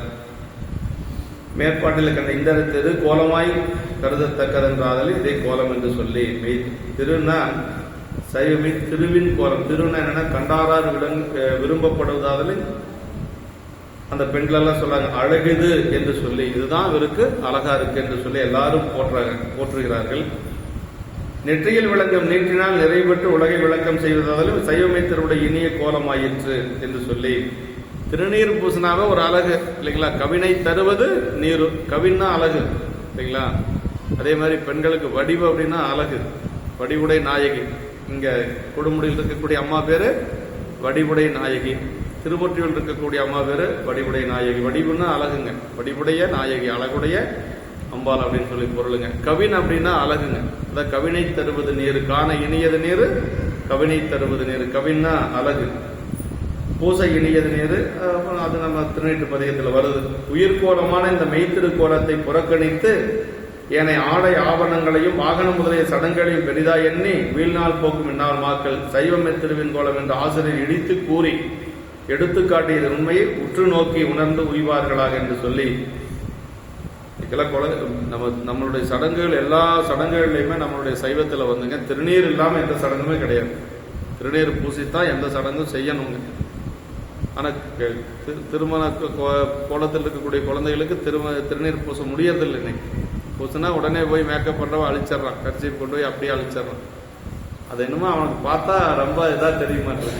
திருநீர் மட்டும் பூசிட்டு வந்தோன்னு வைங்களேன், ஒரு கொஞ்ச நேரத்தில் பார்த்தா நெத்தி சுத்தமாக இருக்கும். அதுலலாம் குமரலிங்க அவனுக்கு வச்சு கோடு போட்டு அழுத்தி விட்டுருவார், அழிக்கவே முடியாது. திருநீற்று கோலத்தோட தான் நம்ம இருக்கணுங்க. இரவு சரி காலையிலையும் சரி மணமக்கள் எப்படி இருக்கணும்னா திருநீற்று கோலத்தோட தான் இருக்கு, திருநீர் பூசி இருக்கும். சைபர்களே முடியலன்னு அப்புறம் எப்படி நாம் அதை பரவலாக்க முடியாது. இப்போ அப்படியே வெளியில் வர்றார், அப்படி மாளிகையிலிருந்து கோயிலுக்கு வருகின்ற பொழுது அந்த வழியில் இருக்கக்கூடியவங்க எல்லாரும் அவரை பார்த்து அப்படி போட்டுறாங்க. அந்த அழகை பார்த்து, நாவலூர் வந்த சைவனற்றவ களிரே என்று மேவலர் புறங்கள் சென்ற விடையவர்க்கு அன்பை என்றும் தாவில் சீர் பெருமை யாரூர் மறையவர் தலைவை என்றும் மேவினர் 2 வாலும் வேறு வேறு ஆயம் போற்ற. அப்படி எல்லாரும் அவர் அப்படியே வணங்கி வாழ்த்தி துதிக்கிறார். இப்பதான் வெளியில வீதிக்கு வர்றார். நாவலூர் வந்த சைவ நற்றவ களிரேனர், சைவத்தினது நல் தவத்தினால் பயனாய் நல் தபத்தினது பயனாகி திருநாவல் அவதரித்த களிறு போன்றவரே, ஒரு யானை போன்றவரே அப்படின்னு சொல்றாரு. நாவலூர் வந்த சைவ நற்றவ களிரே அப்படின்னு, சைவத்தினது நல்ல தபத்தின் பயனாகிய நாவலூரில் அவதரித்த ஒரு யானை போன்றவரே, களிறு போன்றவரே என்று சொல்றாங்க. அப்புறம் என்ன சொல்ற, மேவலர் புறங்கள் சென்ற விடையவர்க்கு அன்பை என்றும், திரிபுரங்களை அசுரர்களது திரிபுரங்களை அளித்த விடையவராகிய பெருமானிடத்து மிக்க அன்புடையவரே. எல்லாத்த விட பெரிய தகுதி என்ன தெரியுங்களா ஒருத்தருக்கு? இறைவனிடத்தில் அன்பு இருக்கிறது தான். அதனாலதான் சங்கிலி நாச்சியார்கிட்ட சொல்ற பொழுது முதல்ல அதை சொல்றாரு சாமி. சாரும் தவத்து சங்கிலிகள் மேருவரையின் மேம்பட்ட தவத்தான் சால என்பால் அன்புடையான் அப்படின்ட்டார். அதுக்கு மேல ஒரு தகுதி சொல்லணுங்கிற அவசியமே இல்லை. இருக்கலே பெரிய தகுதி என்ன? பெருமானிடத்துல அன்பு இருக்கிறது தான். பானபத்திரருக்கு ஒரு சீட்டு கொடுத்துடுறாரு இல்லையா, சேரமான் பெருமான் நாயனர்கிட்ட பொருள் வாங்கறதுக்கு. பானபத்திரர் ஒரு ஏழையான ஒரு இசை வல்லவர். அவர் மதுரையம்பதியிலிருந்து சொக்கநாத பெருமான் ஒரு கடிதம் கொடுத்துடுறார். அந்த கடிதத்தில் என்ன எழுதியிருக்கிறார்? நான் எழுதுனது மதுரையில் இருக்கக்கூடிய சொக்கநாத பெருமான் மதிவழி புரிசை மாடக்கூடல், அந்த தான் யாருங்கிறத முதல்ல எழுதிடுறார். மதுரையில் இருக்கக்கூடிய சொக்கநாத பெருமான் யாருக்கு எழுதுறது அப்படிங்கறத எழுதிடுறார். அடுத்தது அதாவது கொடுக்கறதுல கொடை போல இருக்கக்கூடிய சேரமான் பெருமான் நாயனாருக்கு நான் எழுதுறேன் அப்படின்னு சொல்லிட்டு என்ன சொல்றாரு அப்படின்னா, அதாவது தன்போல் என்பால் அன்பன் தன்பால் காண்பது கருதி போந்தனன் மாண்பொருள் கொடுத்து வரவிடுப்பது. தன்போல் என்பால் அன்பன் தன்பால் அப்படின்னா, நீ எப்படி என்னிடத்துல அன்பா இருக்கிறே அதே மாதிரி அவனும் என்னிடத்துல அன்பா இருக்கிறான். அதனால அவனுக்கு நீ பொருள் கொடுத்து அங்கேயே வச்சுக்காத, அனுப்பிச்சுட்ரு. அப்ப பெருமானுக்கு என்ன பெரிய தகுதி அப்படின்னா, அவரிடத்துல அன்பு கொள்ளுவதுதான் பெரிய தகுதி. இப்ப சுந்தரருக்கு என்ன பெரிய தகுதி அப்படின்னா, அவரிடத்துல பெருமானிடத்துல அன்போடு இருக்கிறது தான் பெரிய தகுதிங்க. அதான் சொல்றாரு. களிறு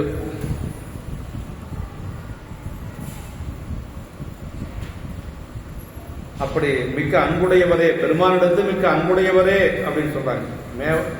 மேவலர் புறங்கள் சென்ற விடையவருக்கு அன்பு என்றும், அப்புறம் தாவில் சீர் பெருமையாரும் மறையவர் தலைவை என்று சொல்லி குற்றமற்ற சிறப்பும் பெருமையுடைய திருவாரூர் வேதியர் பெருமானை எனவும் இரண்டு பக்கமும் வேறு வேறாய் மேவினராகி சூழ்ந்த பரிசனங்களும் மகளிர் கூட்டமும் துதிக்க, மகளிர்களும் அதே மாதிரி பரிசனங்களும் எல்லாரும் அப்படியே வாழ்த்தி வணங்க, நம்பிகள் அப்படியே அந்த திருவாரூர் வீதியில அப்படி போய் வரார்.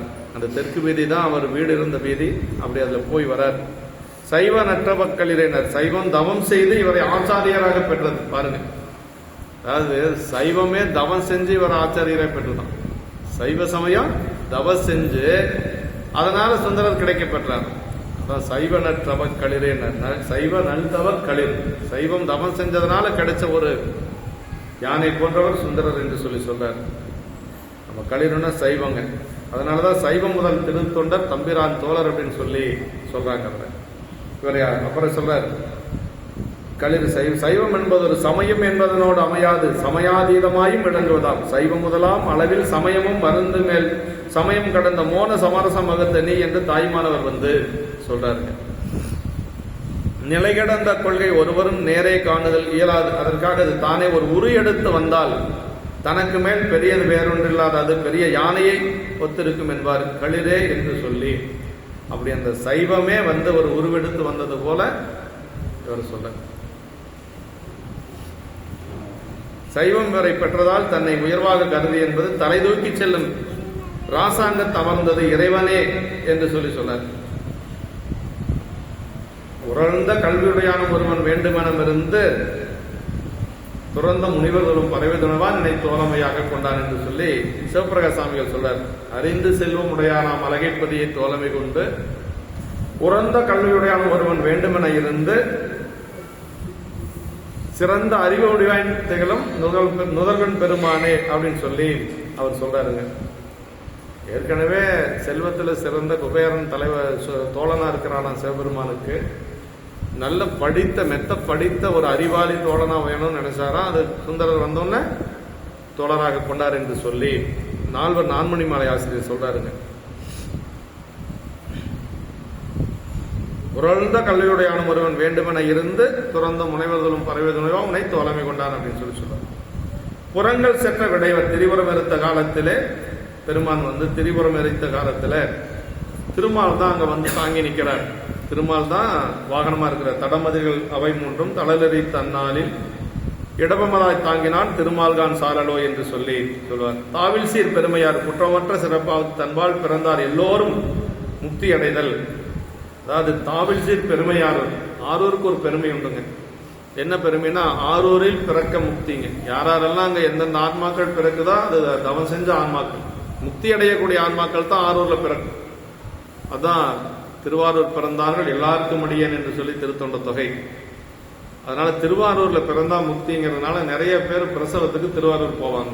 திருவாரூர் இருக்கக்கூடிய பெண்கள் திருமணம் செஞ்சு வேறு ஊருக்கார பெண்ணா இருந்தாலும் திருமணம் செஞ்சு திருவாரூர்ல கொடுத்துருந்தாங்கன்னா பிரசவத்துக்கு அம்மா வீட்டுக்கு போக மாட்டாங்க, மாமியார் வீட்டில் தான் இருப்பாங்க. ஏன்னா திருவாரூர்ல பிறக்கிறதுக்கே தவம் செஞ்சிருக்கணும். அதனால அங்க மட்டும் அப்படி திருவாரூர்ல பிரசவத்துக்கு வெளியில எங்க இருந்தாலும் பிரசவம் ஆகிற நேரத்துல அங்க வந்துருவாங்க. திருவாரூர்ல பிறந்தா முக்தி என்று சொல்லி அங்க வந்துருவாங்க.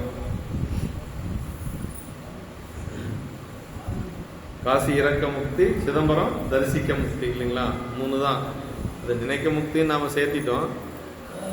சிதம்பரம் தரிசிக்க முக்தி, காசி இறக்க முக்தி, திருவாரூர் பிறக்க முக்தி. இது 3 தான் தொண்டு தொட்டு சொல்றது. இது 3 தான் சொல்லுவாங்க. ஆரூர் மறையவர் தலைவந்தர், ஆரூரில் எழுந்தருளிய வேதியர் பெருமானே என்று சொல்றாங்க. அப்புறம் அவர் போற பொழுது இந்த குரங்கு, கோழி, சேவல் இதெல்லாம் பிடிச்சிட்டு போவாங்களாம். பெரியவங்க அரைச்சு போனாங்கன்னா அது அந்த காலத்துல அப்படி ஒரு பழக்கம் இருந்திருக்கு. கைக்கடா, குரங்கு, கோழி, செவல், கவுதாரி பயிற்சி பக்கமுன் போதுவார்கள் பயன்மொழி பயிற்சி செல்ல மிகவும் பிடகை கொள்வோர் விடையடை பையோர் சூழ மைத்தடங் கண்ணினார்கள் மருகனின் மருகில் வந்தார். கைக்கடா, கையில் பிடித்து பழக்கமுடைய கடா, குரங்கு, கோழி, சேவல், கௌதாரி என்றவற்றை பிடித்துக் கொண்டு இரு பக்கங்களிலேயும் முன்னேயும் செல்கின்றவர்கள் அப்பிராணிகளை பயிற்றிய சொற்களை சொல்லி போகவும் எல்லாம் அப்படியே அந்த ஊர்வலம் போகுது. பூக்கள் நிறைந்த பூக்கூடைகள் கொண்டு போவாரும் வாசனை பண்டத்துடன் கூடிய வெள்ளிலை முதலியவற்றை ஏந்தும் அடப்பைக்காரரும் சூழ்ந்து வரவும் மையணிந்த விசாலமான கண்களையுடைய பெண்கள் மயங்கவும் நீண்ட தெருவழியாக நம்பிகள் வந்தார்கள் என்று சொல்லி அப்படியே அந்த தெருவழியா வர்றார். அப்படி வருகின்ற பொழுது எல்லாரும் அவரை பார்த்து அப்படியே மயங்கி நிற்கிறார்கள். அவருடைய அழகு அந்த மாதிரி அழகு என்று சொல்லி நம்பிகள் அது கோலப்புழுவின் மூழ்கி வசமிழத்தல், அதான் மருகுதல், மயங்குதல் என்று சொல்றார். இது சிறந்த தலைவனது பவனி இலக்கணம் என்று சொல்றார்கள். பொலங்கலம் குறைவி பண்ணி போதுவார் முன்பு போத விலங்குலி வளைய பொட்டோல் இடையும் இடைந்து தொங்க அலங்கிடர் நீழல் சோழ நான் வரை முனிவரோடும் அலங்கலம் தோழினான் அணைந்தனன் அண்ணல் கோயில். இப்ப மீண்டும் கோயிலுக்கு வழிபாடு செய்யறதுக்காக வர்றார். அப்படி மாளிகையிலிருந்து அப்படி நகர்வலமாக இப்ப வழிபாடு செய்யறதுக்காக வர்றார். அழகிய அணிகள் பூண்ட ஆடர் குதிரைகளை ஆடச் செய்து வருவார். முன்பு செல்லவும் அப்படி குதிரைகள் எல்லாம் ஆடிக்கொண்டு வருகிறது.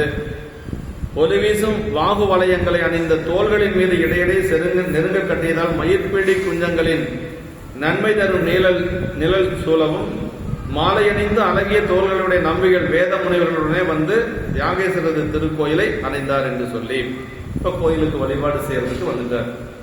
திருமணம் எல்லாம் முடிஞ்சு மாளிகையில் இருந்து அப்படியே நகர்வலமாக இப்ப கோயிலுக்கு வந்துட்டார், வழிபாடு செய்ய போறார்.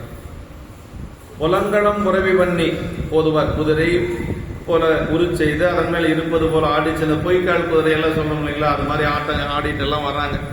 திருமணமான புதிது அப்படிங்கிறதுனால வர்றாங்க என்பது. அதாவது உண்மை பிராணிகளான கடா முதலவை முன்னும் பிராணி போன்றவனவாதன் இவை பின்னும் போயின என்று சொல்லி அண்ணல் அப்படின்னா இந்த இடத்துல இவர அண்ணல் அப்படின்னு சொல்றார். அண்ணல் கோயில் அப்படின்னா ஆரூர் பெருமானுடைய கோயில் அண்ணல் கோயில். வரையாது கொடுக்கும் தியாகேசராதலின் அண்ணல் என்று சொல்லி பின்னர் நம்பிகள் காண வெளியே எதிர்காட்சி கொடுத்தும் திருத்தொண்டர்களது வழித்தொண்டுகளை உள்நீண்டு உணர்த்தியும் அவர்களை பாடுக என்று ஆணையிட்டும் அதற்கு தாமே அடியெடுத்து கொடுத்தும் உலகிற்கு உய்ய ஒளி காட்டும் பேரருள் செய்ததுனால அண்ணல் அப்படின்னு சொல்லி.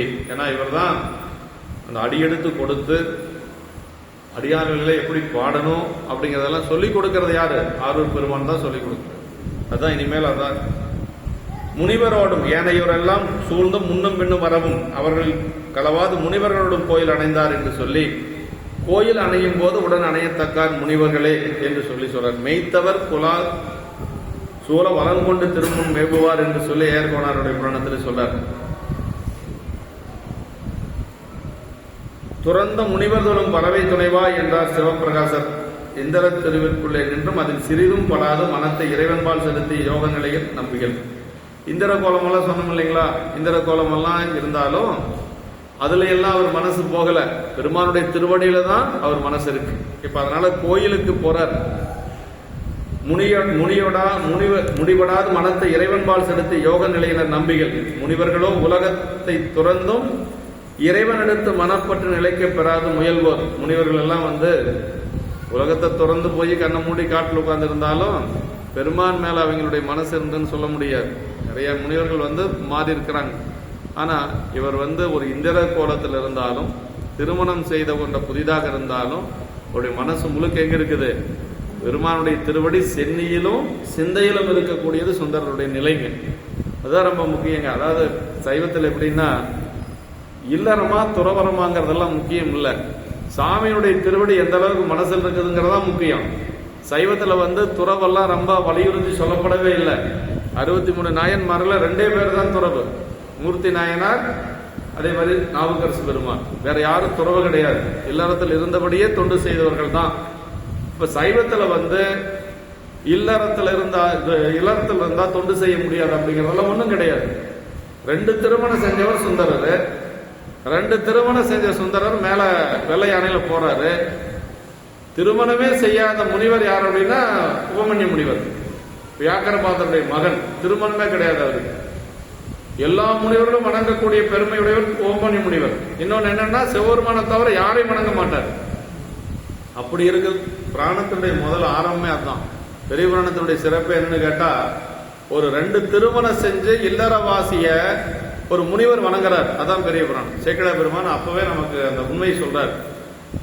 அப்ப அவர் அந்த வானத்தில் அந்த ஒளி வடிவத்தில் போயிட்டு இருக்கிறார் சுந்தரர். கைலாயம் போயிட்டு இருக்கிறார். அப்படி போற பொழுது அவர் வணங்குறார். அந்த முனிவர்கள் எல்லாம் கேட்கிறாங்க, இது என்ன? அன்னைக்கு கூட நம்ம அங்க சிந்திச்சோம் திருவாரூர்ல. என்ன அதிசயமா இருக்கு, எவ்வளவு பெரிய பேரொளி வானத்துல போகுது அப்படின்னு சொல்லி கேட்கிற பொழுதுதான் அவருக்கும் தெரியல, உபமன்ய முனிவருக்கும். அப்பதான் பெருமான் திருவடியை நினைக்கிறாரு, என்னவா இருக்கு அப்படின்னு சொல்லி சாமி உணர்த்துறாரு. வரது சுந்தரரு எல்லாம் முடிஞ்சு வெள்ளை யானையில வந்துட்டு இருக்கிறாருன்னு சொல்லி உணர்த்தின உடனேயே இவர் என்ன பண்ணாருன்னா, அவங்களுக்கு பதில் பேசல.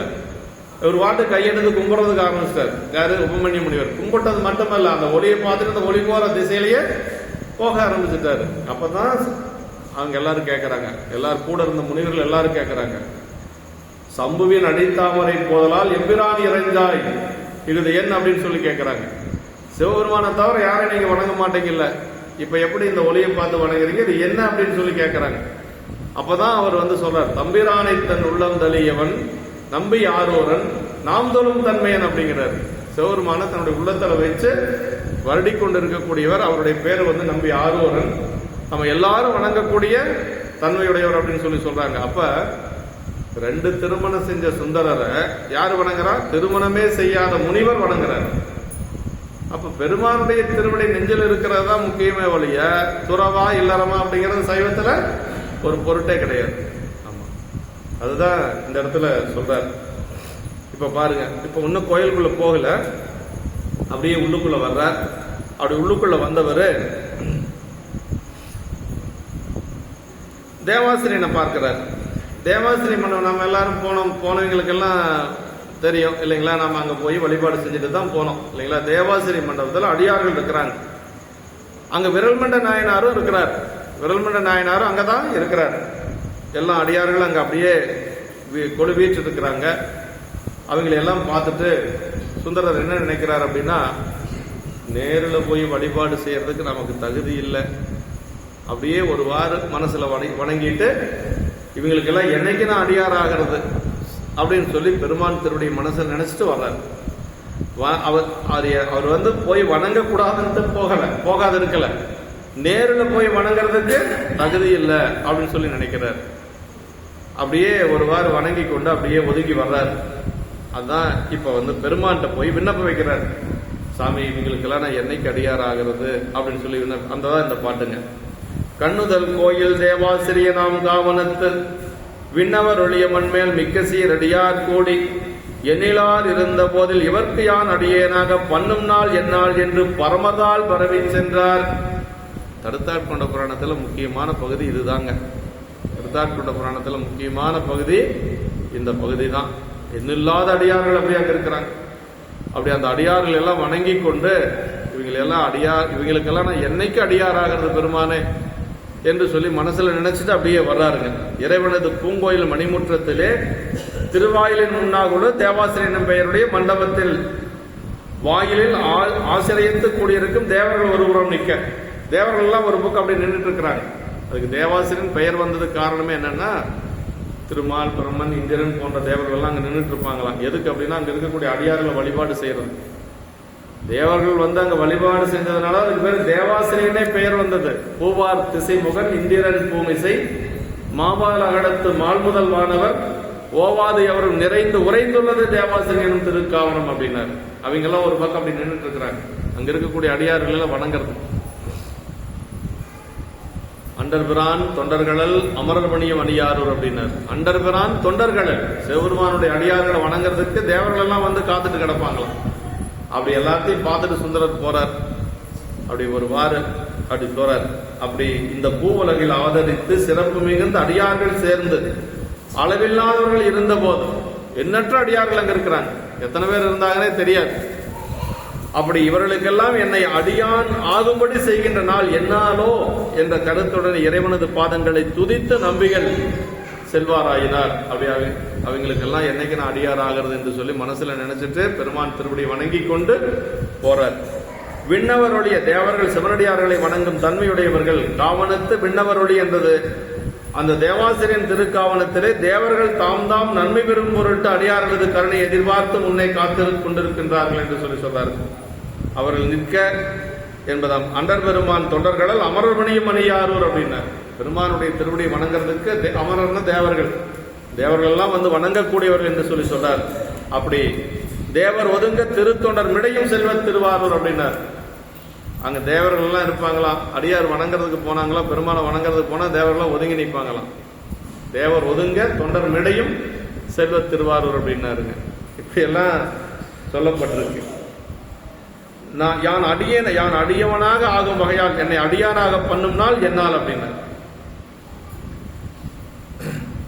விண்ணவர் ஒளியே என்று மிக்க சீரடியார் என்று கூறி அதனால் தேவர் பதங்கள் அழியும் தன்மையுடையது. தேவ பதங்கள் எல்லாம் அழியும் தன்மையுடையது. அடியார் அப்படிங்கிறது என்னைக்கு இருக்கக்கூடியது. அதான் பாருங்க. போக வேண்டிலேன் புறந்தராதி இன்பம் என்றபடி அவற்றை அடியார்கள் வேண்டாதவர்கள் அப்படின்னு சொல்லி சொல்றாருங்க. அவற்றை வேண்டாத போது வீடும் வேண்டாம் விரலில் விளங்கினார் அப்படின்னு சொல்லி திருக்கூட சிறப்பு நமக்கு சொல்லுது. கேடும் ஆக்கமும் கெட்டதிருவினார் ஓடும் செம்பொன்னும் ஒக்கவே நோக்குவார் கூடும் அன்பினில் கும்பிடலே என்று வீடும் வேண்டா விரலில் விளங்கினார் அப்படின்னு சொல்லுவாங்க.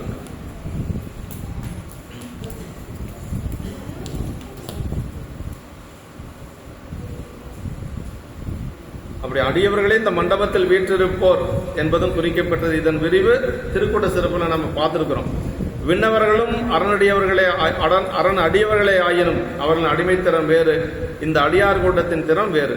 அதாவது தேவர்களும் பெருமானுக்கு அடியார்கள் தான் இருந்தாலும் இங்க இருக்கக்கூடிய அடியார்கள் எப்படின்னா தேவர்களை விட ஒரு பங்கு உயர்ந்தவர்கள் அப்படின்னு சொல்லி சொல்றாரு. அதனாலதான் அவங்க இங்க வழிபாடு செய்யறதுக்காக காத்துட்டு இருக்கிறாங்க.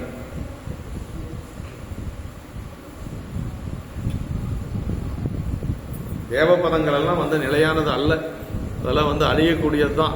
அதனால நல்ல அன்புடையவர்கள் பெருமானனுடைய அன்பை தான் கேட்பாங்களே ஒழிய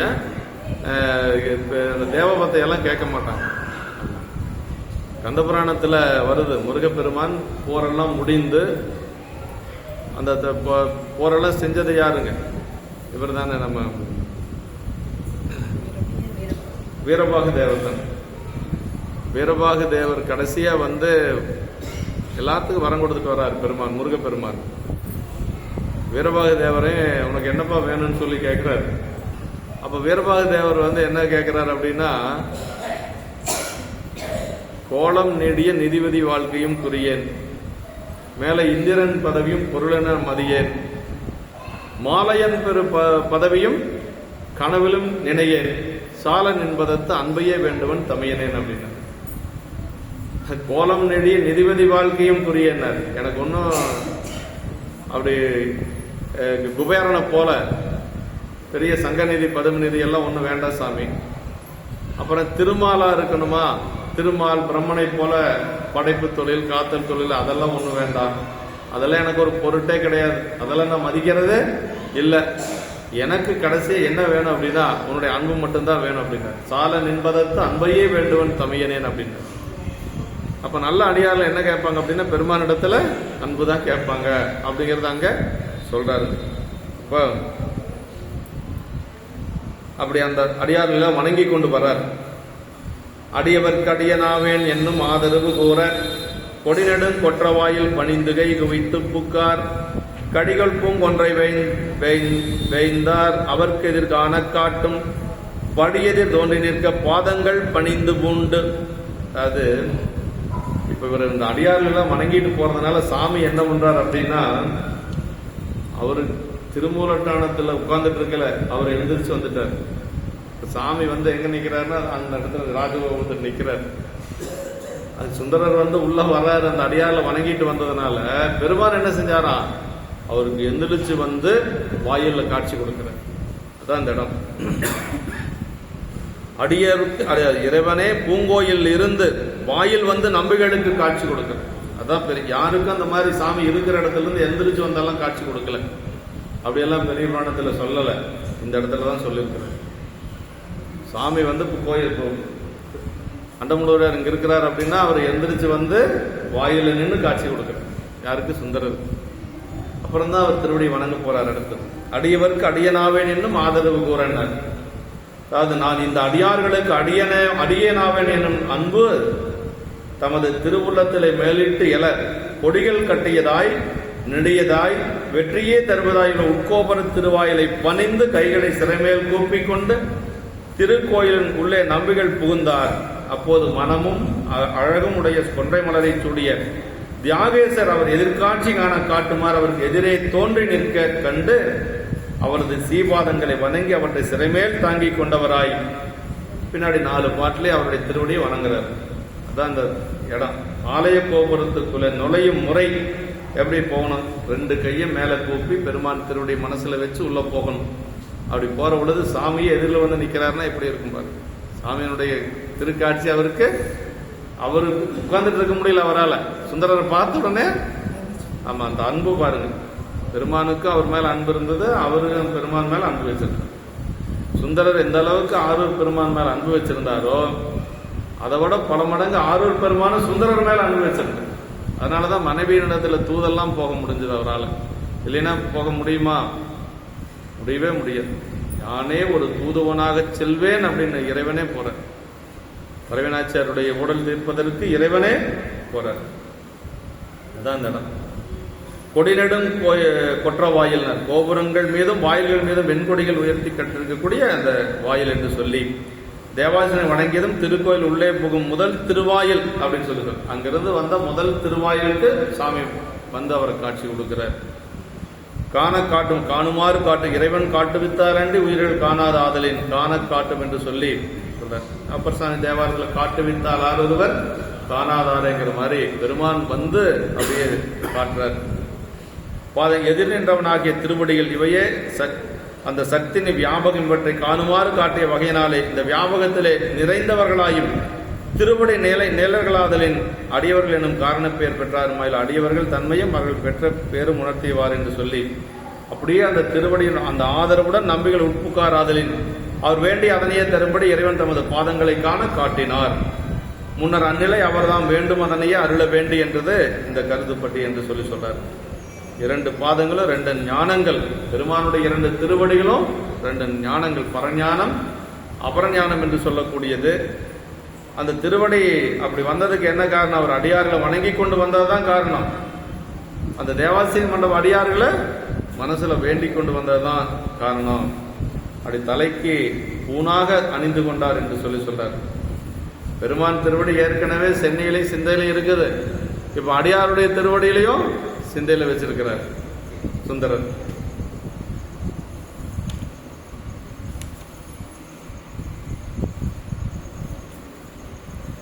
இப்போ வந்து இந்த 4 பாட்டில் வந்துங்க பெருமானுடைய திருவடியை வணங்குறாரு. அந்த திருவடி எப்படிப்பட்ட திருவடிங்கிறது 4 பாட்டில் சொல்றாரு. இதில் 11 வினைமுற்று இருக்கும். 11 வினைமுற்று. 11 வினைமுற்று வந்து எதை உணர்த்துது அப்படின்னா, அடுத்து திருத்தொண்ட தொகை பாட போறாரு. திருத்தொண்ட தொகை எவ்வளவு? 11 பாட்டு இல்லைங்களா? 11 திருத்தொண்ட தொகை 11 பாட்டுக்கு வாரியார் சாமி என்ன சொல்லுவார்னா, பஞ்சபிரம்ம மந்திரம் சமஸ்கிருதத்தில் 5. ஈசானமூர்த்தி நம, தத்புருஷ பக்தராய நம, அகோர கிருதாய நம, வாமதேவ குகாய நம, சத்யோஜாத மூர்த்தி நம இல்லைங்களா? 5 பஞ்சபிரம்ம மந்திரம். சடங்க மந்திரம் 6. சிரசே நம, சிகாய நம, கவசாய நம, நேத்ரோப்பிய நம, வஸ்திராய நம, இப்படி எல்லாம் 6 சடங்க மந்திரம். 6, 5, 11. 11 மந்திரங்கள் அப்படிங்கிறது சம்ஹிதா மந்திரங்கள்னு பேருங்க. அதுக்கு பேர் சம்ஹிதா மந்திரங்கள். வடமொழியில சம்ஹிதா மந்திரங்கள். அந்த மந்திரம் சொல்லித்தான் குடமுழுக்கிலிருந்து எல்லாமே செய்வாங்க. நம்ம வந்து தமிழ்ல சொல்றோம். அதைய தமிழ்ல வந்து மந்திரத்தை தமிழ்ல சொல்ல முடியாது. ஈசான மூர்த்திய நம, தத்துவம், அது எல்லாமே உங்களுக்கு தெரியும். சிரசே நம, சிகாய நம அப்படிங்கிறது தலையை போற்றி, கவசம் போற்றி, நேத்த கண் போற்றி அப்படிம்பாங்க. அது வடமொழியில வந்து சிரசே நம, சிகாய நம, கவசாய நம, நேத்ரோப்பிய நம, அஸ்திராய நம, இப்படி எல்லாம் சொல்லுவாங்க. இந்த 11 மந்திரங்கள் தான் மந்திரத்துக்கு மூலமாக இருக்கக்கூடியது. சம்ஹிதா மந்திரங்கள் பேருங்க. அந்த 11 மந்திரங்களை சொன்னா என்ன பண்ணணும், அதை விட அதிகமான பலன் வந்து திருத்தொண்ட தொகையில கிடைக்கும். திருத்தொண்ட தொகை அவ்வளவு சிறப்பு. சம்ஹிதா மந்திரங்களுக்கு இணையானது திருத்தொண்ட தொகைன்னு வாரியார் சாமிகள் சொல்றார். அதே மாதிரி 11 முறை பெருமான் திருவடியை வணங்கியிருப்பார். அதான் இந்த பாட்டுங்க. மண்பெருந்திரு மாமரை வண்டு சூழ்ந்த அன்பர் சிந்தை அலர்ந்த செந்தாமரை, நண்பெரும் பரமானந்த நன்மது எந்தரத்தும் அழைத்து எதிர் நின்றன. எல்லாமே ஒரே மாதிரி வரக்கூடிய பாட்டு தான். ஞாழம் உய நடமன்றுள்ளாடின, காலனார் உயிர் மால கருத்தன, மாலைதால் குழல் மாமலையால் செங்கை சீலமாக வருடச் சிவந்தன, நீதி மாதவர் நெஞ்சில் பொலிந்தன, வேதியாதவர் தம்மை வேதிப்பன, சோதியாய் எடும் சோதியுள் சோதிய, ஆதி மாதவன் காண அளவின, வேதவாரண மேற்கொண்டிருந்தன, வேதையன் செய் பிழை பொறுத்து ஆண்டன, ஏதமானவை தீர்க்க இசைந்தன, பூதநாதனின் புண்டரீக திருப்பாதம், புண்டரீக பதம் என்று சொல்லி இது வந்து பெருமானுடைய திருப்படியை 11 முறை இதுல வந்து வினைமுற்றாக போற்றியிருக்கிறார். மண்பெரும் திரு மாமரை வண்டு சூழ்ந்த அன்பர் சிந்தை அலர்ந்த செந்தாமரை அப்படின்னார். அதாவது இந்த திருவடியை பற்றி சொல்லுகின்ற பொழுது, நிலை வருகின்ற பெருந்திருவை தருகின்ற அளவில்லாத வேதங்களாகிய வண்டுகள் மொய்த்து ஒலிப்ப, அப்புறம் என்ன சொல்றாரு, அவன்பால் நினைவாரது உள்ள செந்தாமரையிலே நல்ல பெரிய பரமானந்தம் என்கின்ற நல்ல தேனை பெற தகுதியில்லாத எனது தரத்திலேயும் பெரும்படி கொடுத்து எதிரே தாமை போந்து நின்றது என்று சொல்லி அன்பர் சிந்தை அலர்ந்த செந்தாமரை என்று சொல்லி சொல்றார்கள். அதாவது அன்பால் நினைவாரது உள்ள செந்தாமரையிலே ஊறித்திளைக்கின்ற ஒரு பரமானந்தம் என்று சொல்லி அந்த நல்ல தேனை பெற தகுதியில்லாத எனது தரத்திலேயும் நண்பெரும் பரமானந்த நன்மது எந்த அறத்தும் அளித்து எதிர், எனக்கு கூட அந்த திருப்படி வந்து எந்த அறத்திலும் அளித்து எதிர் நின்றன, எனக்கு கூட ஒரு தகுதி கொடுத்து அந்த திருப்படி வந்து எதிரில் நின்றது என்று சொல்லி முதல்ல அந்த திருப்படியை வணங்குறார். மண்பெரும் திருமாமரை மண்டுதல் நிலை பெறுதல், அதை பெரும் எல்லா பொருள்களையும் தன்னுள் அடக்கி நின்றவர் பெரிய என்று சொல்லி, திரு அப்படிங்கிறது திருநின்ற செம்மை, திரு அப்படிங்கிறது வந்து மாமரை என்று சொல்றார். இப்படி எல்லாம் வந்து அந்த திருப்படிய சொல்றார். மண் பெரும் திரு மா மறை அப்படின்னு சொல்லி, மண் அப்படின்னா நிலை பெறுதல், நிலை பெற்ற திருப்படி, மன்னிய திருப்படி, பெரும் திருப்படி, திருவுடைய திருப்படி, மாமரை என்று சொல்லி இப்படியெல்லாம் சொல்றார். வேதங்கள் 4 ஆயினமே அடைமொழிகளும், வேதத்துக்கு 4 அடைமொழிகள் சொல்றாரு இந்த இடத்துல. மண் பெரும் திரு மாமரை அப்படின்னு சொல்லி 4 வேதங்களுக்கு 4 அடைமொழி சொல்ற மாதிரி இருக்கு அப்படின்னு சொல்லி குறையாசிரியர் சொல்றார். சூழ்ந்த என்றமையால் இவற்றின் நிலையில் மது விளங்கும் என்பதும், யசுர் வேதத்தின் இருதயத்தில் விளங்குவன சிவ என்னும் 2 எழுத்து அட்சரத்வயம் என்று சொல்லி பெரியவர்கள் வந்து துதித்திருப்பாங்க. ரிக்யஜுர் சாம வேதத்தில் வந்து யஜுர்வேதத்தில் தான் இந்த 5 எழுத்து, அதுல சிவ அப்படிங்கிறது இருக்கு. அதான் சொல்ற யஜுர்வேதத்துல இந்த 2 எழுத்து இருக்கு, சி வா அப்படிங்கிற 2 எழுத்து இருக்கு. யஜுர்வேதத்தினுடைய மையப்பகுதியில் தான் இருக்கு அப்படின்னு சொல்லுவாங்க. எழுதறிய மறை சுரும்பு கிடந்து புலந்த அறம் புறத்தளம் என்று சொல்லி திருவிளையாடலில் சொல்லப்பட்டது. அன்பர் சிந்தை அலர்ந்த செந்தாமரை அப்படின்னு சொல்லி கீழ்மையில் தொடர்ந்து கிடந்த என் சிந்தை பாலரை உனக்கு பள்ளியறை ஆக்கி சிந்தை தாமரை செலுமலத் பூந்தவிசில் எந்த நீ இருக்க விட்டனன் என்று சொல்லி கடுமல மும்மணி கோவில பட்டணத்தடிகள் பாடுறாரு. சிந்தை தாமரை செலுமலர் பூந்தவிசில் எந்த நீ இருக்க விட்டனன் என்று சொல்லி பட்டணத்தடிகள் பாடுறார். அன்புடை தொண்டற்கு அமுத அருத்தி இன்னல் கலைவன சிந்திப்பவருக்கு சிறந்து செந்தேன் முந்தி பொலிவன என்று சொல்லி அப்பர் பெருமானும் இறைவனுடைய திருவடியை பற்றி பாடியிருக்கிறார். அன்பர் இதயம் என்னும் செலுமலரோடு மலர்ந்து சிவானந்தன் தேன் ததும்பும் தெய்வ கஞ்ச தொழுதகு சிற்றடி என்று சொல்லி திருவிளையாடல் புராணத்தில் சொல்லப்பட்டிருக்கு பெருமானுடைய திருவடியை பற்றி.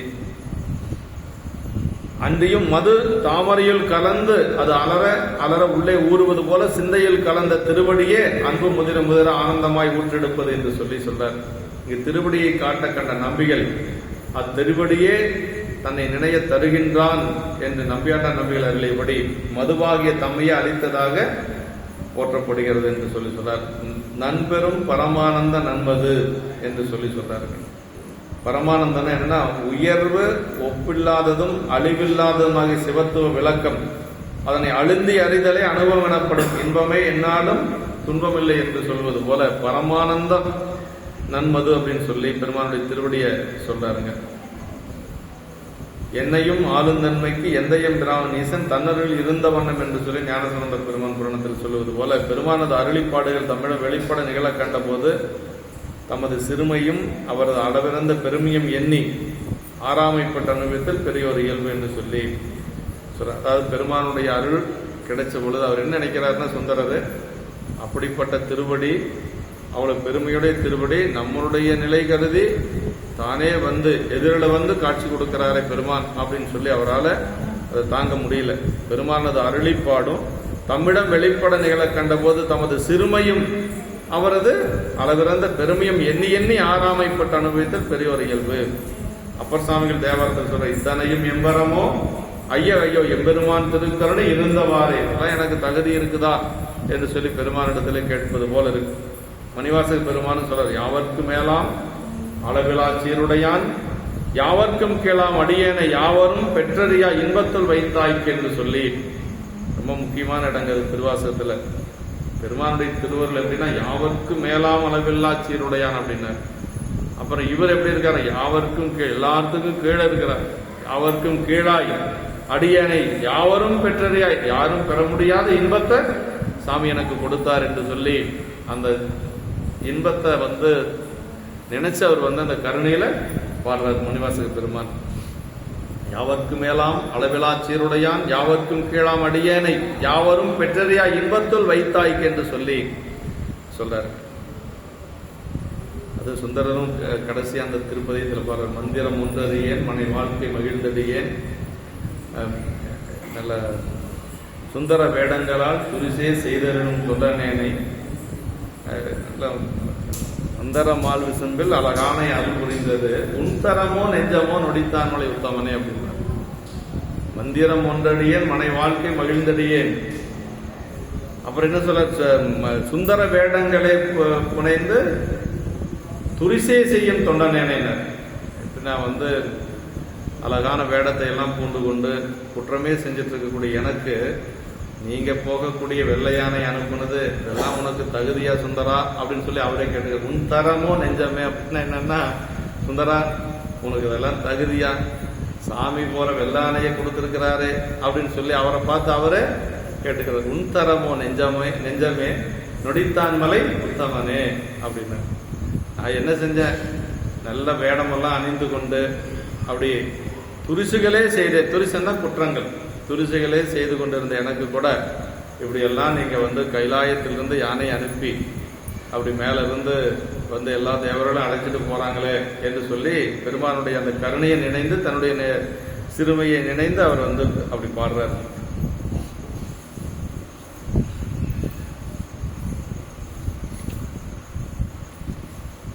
எந்தரத்தும் அழித்து எதிர் நின்றன என்று சொல்லி சொல்றார். ஆனந்த நன்மது அன்பர் சிந்தை அலர்ந்த செந்தாமரையினர். பெருமானுடைய திருவடி எங்க இருக்குன்னா அடியாருடைய சிந்தையில தான் அலர்ந்து இருக்கும். அங்கதான் அந்த பெருமானுடைய திருவடி இருக்கும் அப்படிங்கிறார். ஞாழமுய நடம் மன்றுள் ஆடின காலனாருயிர் மாலக் கருத்தன மாலை தாழ்குழல் மாமலையால் செங்கை சீலமாக வருடச் சிவந்தனர். அம்மா என்ன செய்வாங்கன்னா எப்பொழுதும் பெருமான் திருவடி அப்படி வருடிட்டே இருப்பாங்க. அப்படி பெருமான் திருவடி வருடிட்டே இருக்கிறதுனால அந்த திருவடி எப்பொழுதும் செவந்தே இருக்கு. இந்த பாட்டில் சொல்றார். ஞாழமுய நடம் மன்றுள் ஆடின, இந்த உலகம் உய்யும்படியாக பெருமான் என்ன செய்யறாரு? தில்லையில ஐந்தொழில் கூத்த இயற்றிட்டு இருக்கிறார். ஞாழமுய, ஞாழம்னா உலகம், இந்த உலகம் உய்யும்படியாக அந்த ஐந்தொழில் பெருங்கூத்தை அம்பலத்தில் ஆடியது. அப்புறம் காலனார் உயிர் மால கருத்தன, யமனது உயிர் போகும்படி கோபித்தது என்று சொல்லி சொல்ற. யமனுடைய உயிர் போகும்படி ஏன் யமனை வந்து அப்படி பெருமான் கடிந்தார் அப்படின்னா, மார்க்கண்டேயருக்காக காலனை கடிந்தது. அதான் நம்ம 60 செய்யறதுக்கு போறோம் இல்லைங்களா, திருக்கடையூர். ஆமா, ஏன் அப்படின்னா அவர் பூசை பண்ணிட்டு இருக்கக்கூடியவர் யாரு? மார்க்கண்டேயர். யமன் வந்து அவனுடைய கடமை தான் செஞ்சான், காலன் வந்து அவனுடைய கடமை தான் செஞ்சான். இந்த வயசு முடிஞ்சிருச்சுன்னா போக வேண்டியது எல்லாத்துக்கும் முடிஞ்சு போச்சு, அவ்வளவுதான். இந்த சிவ பூஜை பண்றவங்களுக்கு என்ன ஒரு கேட்டகரியா வையாவூரியர் சொன்னார் வகுப்புல, யமன் காலம் முடிஞ்சாலும் கூட யம தூதர்கள் வரக்கூடாது. அப்ப யாருங்க வரணும் அப்படின்னா சிவகணங்கள் வந்து அழைச்சிட்டு போகணும். அந்த காலம் முடிஞ்சாலும் யார் வரணும்? யமதூதர்கள் வரக்கூடாது. ஏன்னா யமனுடைய நிலைக்கு மேல இருக்கக்கூடியவங்க அடியார்கள், சிவபூஜை பண்ணக்கூடிய அடியார்களுடைய நிலை வேறு. அதனால என்ன பண்ணணும்னா, ஆயுள் வந்ததுன்னா அவ்வளவுதான். இத்தனை காலம்தான் ஒருத்தர் இருக்கணும் அப்படிங்கறது ஏற்கனவே வரையறுக்கப்பட்டதா இருந்தாலும் கூட அவங்களை அழைச்சிட்டு போறதுக்கு யார் வரணும்னா சிவகணங்கள் வரணும், யமகணங்கள் வரக்கூடாது. அதனால வந்து தகுதி இல்லாத ஒரு வேலையை செஞ்சதுனாலதான் சாமி கிட்ட உதவாங்கணும், வேற ஒண்ணும் இல்லை. இப்ப நம்ம நமக்கு என்ன தகுதியோ அதை மட்டும் தான் நாம செஞ்சுக்கணும். தகுதி இல்லாத வேலையெல்லாம் நாம செய்யக்கூடாது. யமன் செஞ்சது அதுதான். தர்மராஜன் இல்லையா, அவனுடைய கடமை தான் அவன் செஞ்சான். ஆனாலும் கூட சிவபூஜை பண்ணவங்களை கவரக்கூடாது அப்படிங்கிற அந்த விஷயம் அவனுக்கு தெரியல. அதான் சொல்ற, காலனார் உயிர் மால கருத்தனர். அப்படி காலனுடைய உயிரை பெருமான் வதம் செய்கின்ற பொழுது அந்த திருவடி கருத்து போச்சு. எப்பொழுதும் அப்படியே பதும மலரா இருக்கக்கூடிய திருவடி, தாமரை மலர் போன்ற திருவடி கருத்து போச்சான். மாலை தாழ்குழல் மாமலையால் செங்கை சீலமாக வருட சிவந்தன. அதுக்கு பின்னாடி எப்ப செவந்ததுன்னா, அம்மாவுடைய கை பட்ட உடனேயே அந்த திருவடி மீண்டும் செவந்துருச்சு அப்படின்னு சொல்லி சொன்னார். ஏற்கனவே பெருமானுடைய திருவடி அப்படி செந்தலல் புரை திரு மேனையும் காட்டி திருப்பெருந்துறையுரை கோயிலும் காட்டி அந்தனாவதும் காட்டி வந்தாண்டா யாரமது பள்ளி எழுந்தருளாயன். செந்தலல் புரை திருமேனி, அப்படி செவந்த திருமேனி, அப்படி தீ எரிஞ்சிட்டு இருந்தா எப்படி என்ன நடந்தது, அது மாதிரி பெருமானுடைய திருவடி. அப்புறம் செந்தாமரை காடனைய மேனி தனிச்சுடரே 2 விழி தனியனே இருக்கேன்னு ஒரு இடத்துல சொல்றாரு. செந்தாமரை காடனைய திருமேன், அப்படி ஒரு காடு, அந்த காட்டுல செந்தாமரை மலர் பூத்து இருந்தா எப்படி இருக்கும், தாமரை மலர் பூத்து இருந்தா எப்படி, அது மாதிரியா பெருமானுடைய திருமேனி, அது மாதிரி திருமேனி. இந்த கருத்த திருவடி ஏன் கருத்தது அப்படின்னா, காலனுடைய உயிரை சம்காரம் செய்கின்ற பொழுது கருத்தது. மீண்டும் அந்த திருவடி எப்ப செவந்ததுன்னா, அம்மாவுடைய கை பற்றுடனேயே செவந்துருச்சு. அதான் அதுல சொல்றேன். சீலமாக வருடச் சிவந்தன மாலை தாழ்குழல் மாமலையால் செங்கை சீலமாக வருடச் சிவந்தன அப்படின்னு. எப்படி உமையம்மை வந்து பெருமான் திருவடியை வச்சு அப்படி வருடிட்டு இருக்கிறாங்களோ, அதே மாதிரி அப்பர் சாமிகளும் பெருமானுடைய திருவடியை நெஞ்சில வச்சு வருடிட்டு இருப்பார். நாயகன் சேவடி தைவரும் சிந்தையும் நான். அதனாலதான் அவருக்கு கண்ணில் எப்பொழுதும் தண்ணி வந்துட்டே இருக்கும். தூய வெந்நீர் துதைந்த பொன்மேனையும் தாழ்வடமும் நாயகன் சேவடி தைவரும் சிந்தையும் நைந்துருகி பாய்வது போல் அன்பு நீர் பொழி கண்ணும் பதிகச் செஞ்சொல் மேய செவ்வாயும் உடையார் புகுந்தனர் வீதியுள்ளேன். கற்புடைய பெண்கள் வந்து கணவனுடைய திருவடி அப்படியே நெஞ்சிலேயே வச்சிருப்பாங்களாம். அது மாதிரி அப்பர் சாமிகள் என்ன செய்வாரா, பெருமானுடைய திருவடி நெஞ்சிலேயே இருக்குமா. அதனாலதான் அவருக்கு எப்பொழுதும் கண்ணில் தண்ணி வந்துட்டே இருக்குமா. நாயகன் சேவடி தைவரும் சிந்தையும் நைந்துருகி பாய்வது போல் அன்பு நீர் பொழி கண்ணும் என்று சொல்லி சொல்றார். இப்ப பெருமானுடைய திருவடி ஞானம் உய்ய நடம் ஒன்றுள் ஆடின, இந்த உலகம் உய்யும்படியாக பெருமானுடைய திருவடி தில்லையம்பதியில் ஆடியது. அப்புறம் காலனார் உயிர் மால கருத்தனர், காலனுடைய உயிர் மால கருத்தது மாலை தாழ்குழல் மாமலையால் செங்கை சீலமாக வருடச் சிவந்தன. ஏற்கனவே சிகப்பா இருந்த திருவடி கருப்பாயி மீண்டும் வந்து சிகப்பாயிருச்சு, பழைய நிலைக்கு வந்துருச்சு. இந்த பாட்டோட முடிச்சுக்கலாம். விளக்கவர் மட்டும் பார்த்து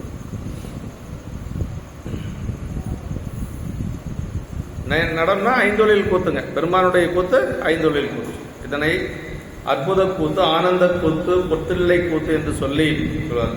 திருமூல தேவருடைய திருமந்திரத்தில் நிறைய சொல்லப்பட்டது. ஞானம் உயிர்கள் கடைத்தேறி உயும்படியாக ஐந்தொழில் படைத்தல், காத்தல், அழித்தல், மறைத்தல், அருளல். ஐந்தொழில் அதுதான். ஐந்தொழில் கூத்துனா என்ன? படைத்தல், இந்த உலகத்தை படைத்தல், அப்புறம் காத்தல், அப்புறம் மறைத்தல், அருளல், அழித்தல், அப்புறம் மறைத்தல், அருளல்.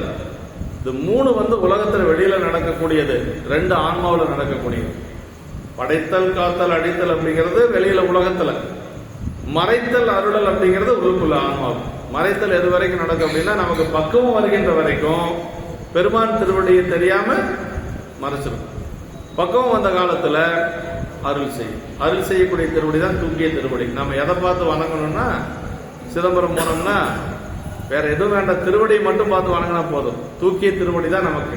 அதான் நமக்கு உயிர்களுக்கு பெருமான் அருள் செய்யக்கூடிய திருவடி என்னன்னா தூக்கிய திருவடி தான். தூக்கிய திருவடி தான் நமக்கு வேணும். மற்ற எதுவும் நமக்கு தெரியாத போனா பரவாயில்ல. அதான் ஐந்தொழில் கூத்து அப்படின்னு சொல்லி சொல்றது. ஞானம் உய்ய உயிர்கள் கடைத்தேறி உய்யும்படியாக படைத்தல், காத்தல், அழித்தல், மறைத்தல், அருள் ஐந்தொழில்களையும் இறைவன் செய்கின்றான் என்று சொல்லி சொல்றாங்க. உய்ய நடம் ஆடின என்று சொல்லி, சேதனமாகி உயிர்கள் மனத்தால் கட்டுப்பட்டன. மலத்தினாலே கட்டுப்பட்ட உயிர்கள் மலம் மறைப்பு, அந்த இருள் நீங்குவதற்காக பெருமான் வந்து அது மாதிரி ஆடிட்டு இருக்கிறார். உயிரோ அதனை அகற்ற வலிமையற்றது ஆதலின் இயல்பாகவே மலமற்றவனா எல்லாம் வல்லவனாம் ஒருவன் வேண்டும். நம்முடைய மலத்தை நீக்கிறதுனா யாரால முடியும்னா, யாருக்கு இயற்கையா மலமே இல்லையோ அவனாலதான் மலத்தை நீக்க முடியும். இயற்கையாகவே மலம் இல்லாதவன் யாருன்னா சிவபெருமான் ஒருவன் தான், இல்லைங்களா? அதுக்கு தான் அவனுக்கு பேரு நின்மலன் பேரு. அதே மாதிரி விமலன் அப்படின்னு ஒரு பெயர் உண்டு பெருமானுக்கு. இப்படி எல்லாம் பாசங்களில் இயல்பாகவே நீங்கியவன் பெருமான். இருந்து நீங்கிறது அப்படிங்கிறது வேற, இயல்பாகவே இல்லாம இருக்கிறது வேறங்க. அப்படி பெருமான் ஒருவன் தான். உய்ய நடம் ஆடின ஞானம் தனக்கு என்று சொல்றார். தனக்கென்று உருவமோ செயலோ வேண்டாதவன் பெருமான் என்று சொல்லி சொல்லாருங்க. அது மாதிரி பெருமானுடைய திருவடி காலனார் உயிர் மால கருத்தனை என்று சொல்லி, அப்படி காலனையும் அவருடைய உயிர் மால திருவடி அழுந்ததனால கருத்தது என்று சொல்லி சொல்றார். செங்கை மாமலையால் செங்கை சீலமாக வருட சிவந்தது என்று சொல்லி நமக்கு பெருமானுடைய திருவடி மீண்டும் மண்ணு மலைமகள் கையால் வருடின என்று சொல்லி திருமுறைகளில் சொல்லப்பட்டிருக்கு. அப்பர் சாமிகளும் அந்த தேவாலயத்தில் சொல்றார் என்று சொல்லி அடுத்த வகுப்புல நாம் இருந்தோம் கொஞ்சம் விரிவாக பார்க்கலாம்.